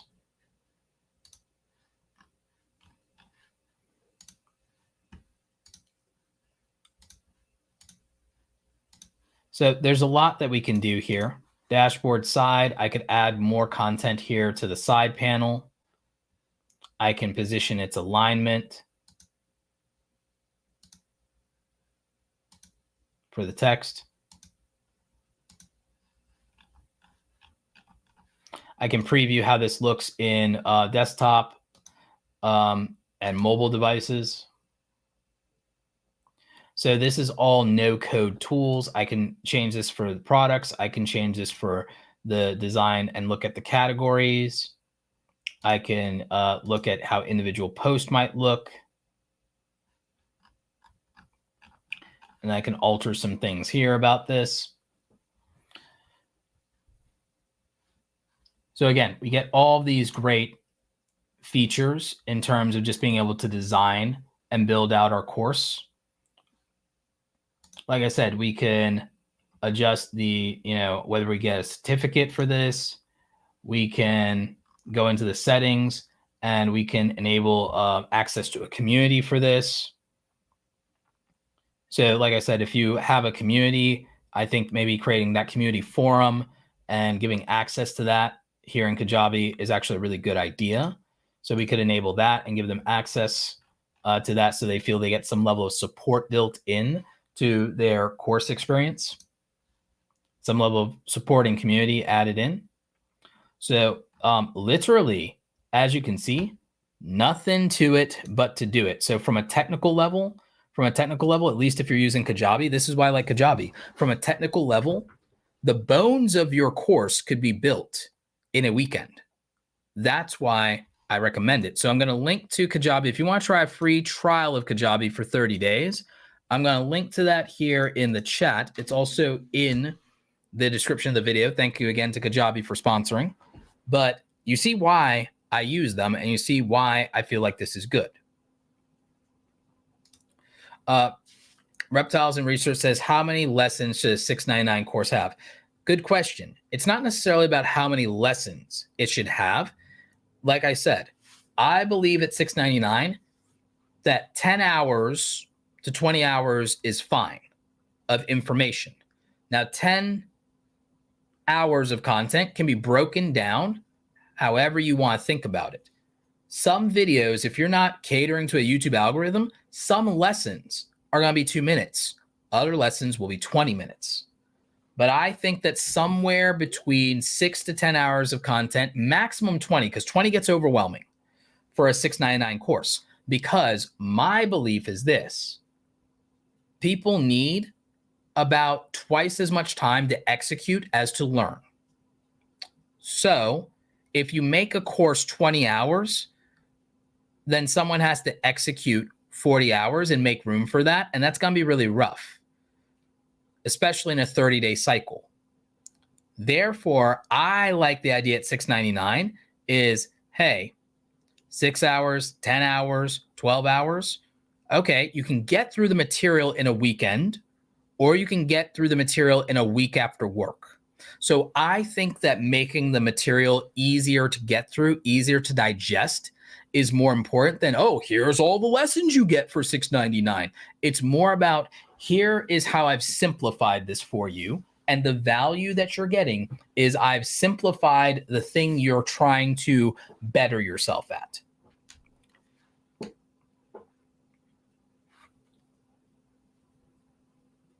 So that's my preference.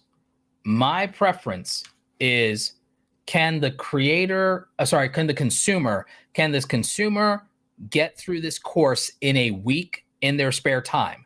The other reason for not dragging this out is getting them to a place to where if you offer like a 15-day money back guarantee, can they even get through the course and start executing in 15 days?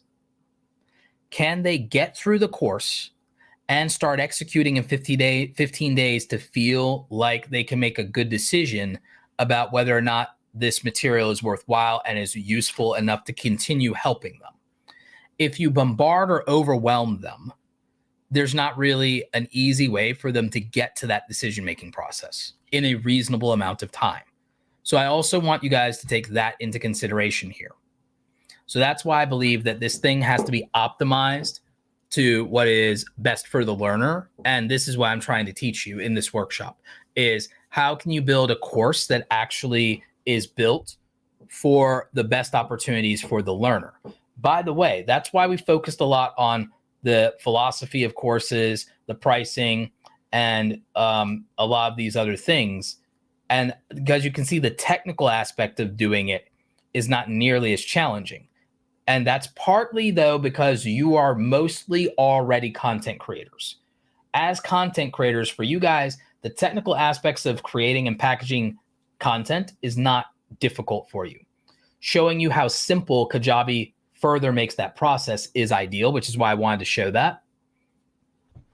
And what you get out of Kajabi that justifies its price point for what Kajabi is, for the earning potential that I showed you, for how well it works for me when you use it to also diversify. Because remember, consider this. I've diversified Kajabi in such a way that I have subscription revenue that comes from Kajabi through my own membership. I have cash flow at a high price at one-on-one coaching for me. And then I still have digital products that make money with individual sales, which also cash flow for me. So from that perspective,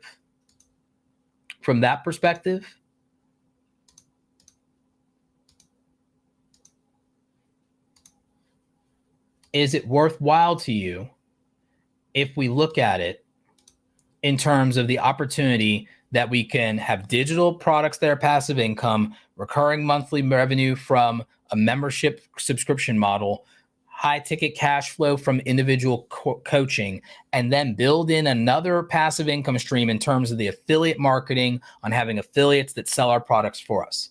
So from a multiple income streams that you actually control standpoint, I would say it's very robust. And that's what I like about it. I think it's very robust. And I think that the fact that you can diversify your own income so much, do you feel like for what it offers, that as long as you're using it properly and you can sell, that it'd be worth the price? So that's where my perspective comes in. You know, and again, I understand there are challenges. So Reptile Research says, hey, Roberto, in my industry, everyone wants something for nothing and view it as you should be helping people for free. And it's very frustrating.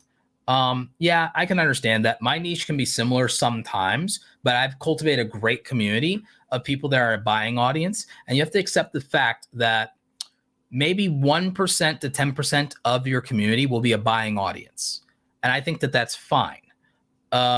So the goal is to consolidate the people who are genuinely invested like you are, and then have reciprocity with them.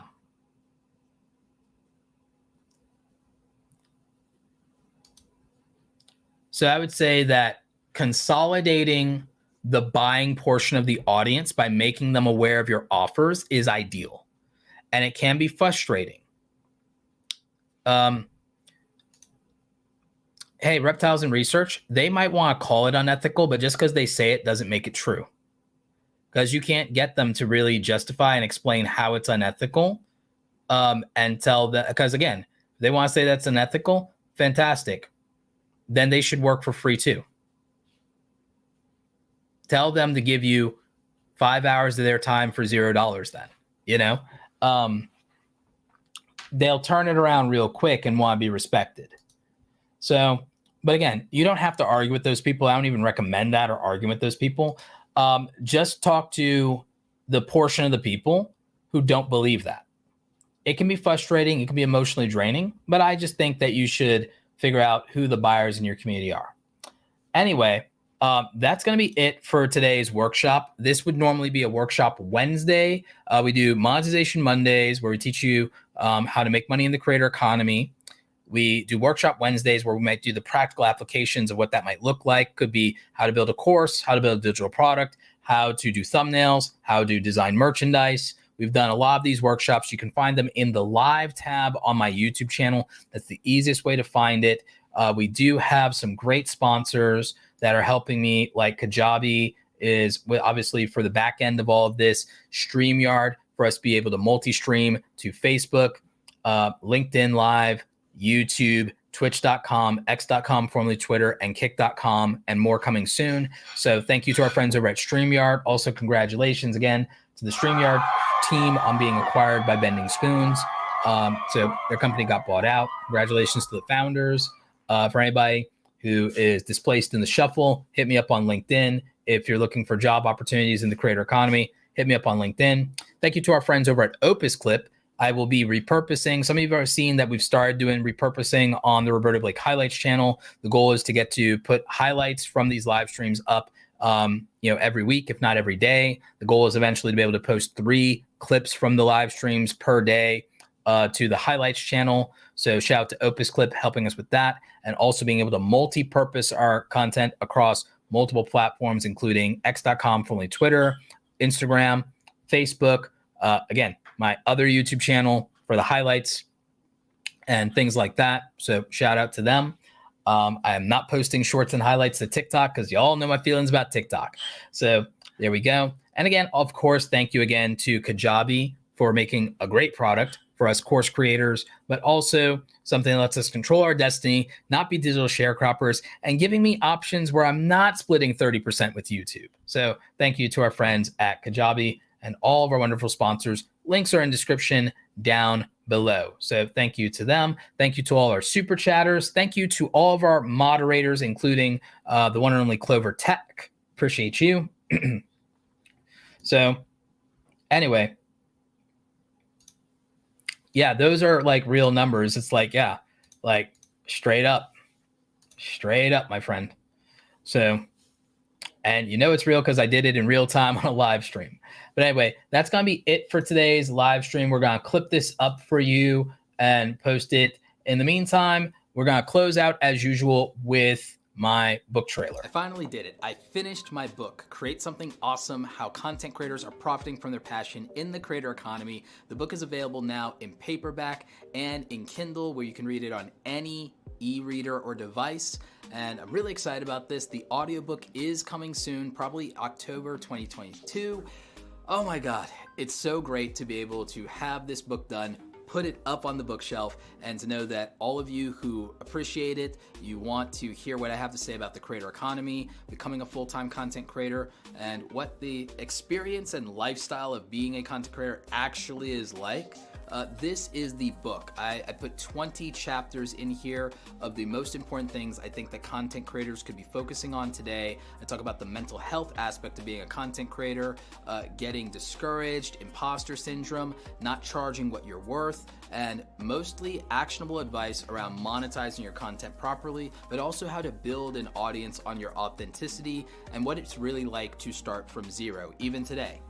So if you're interested, make sure you're checking out the book. You can order it on Amazon. You also probably order it in a lot of other places like Barnes & Noble, and it will be coming to other bookstores soon. Really excited about it. Thank you for all the support and love around the book and the positive reviews. Now go ahead and pick it up and make sure you go out there and create something awesome today.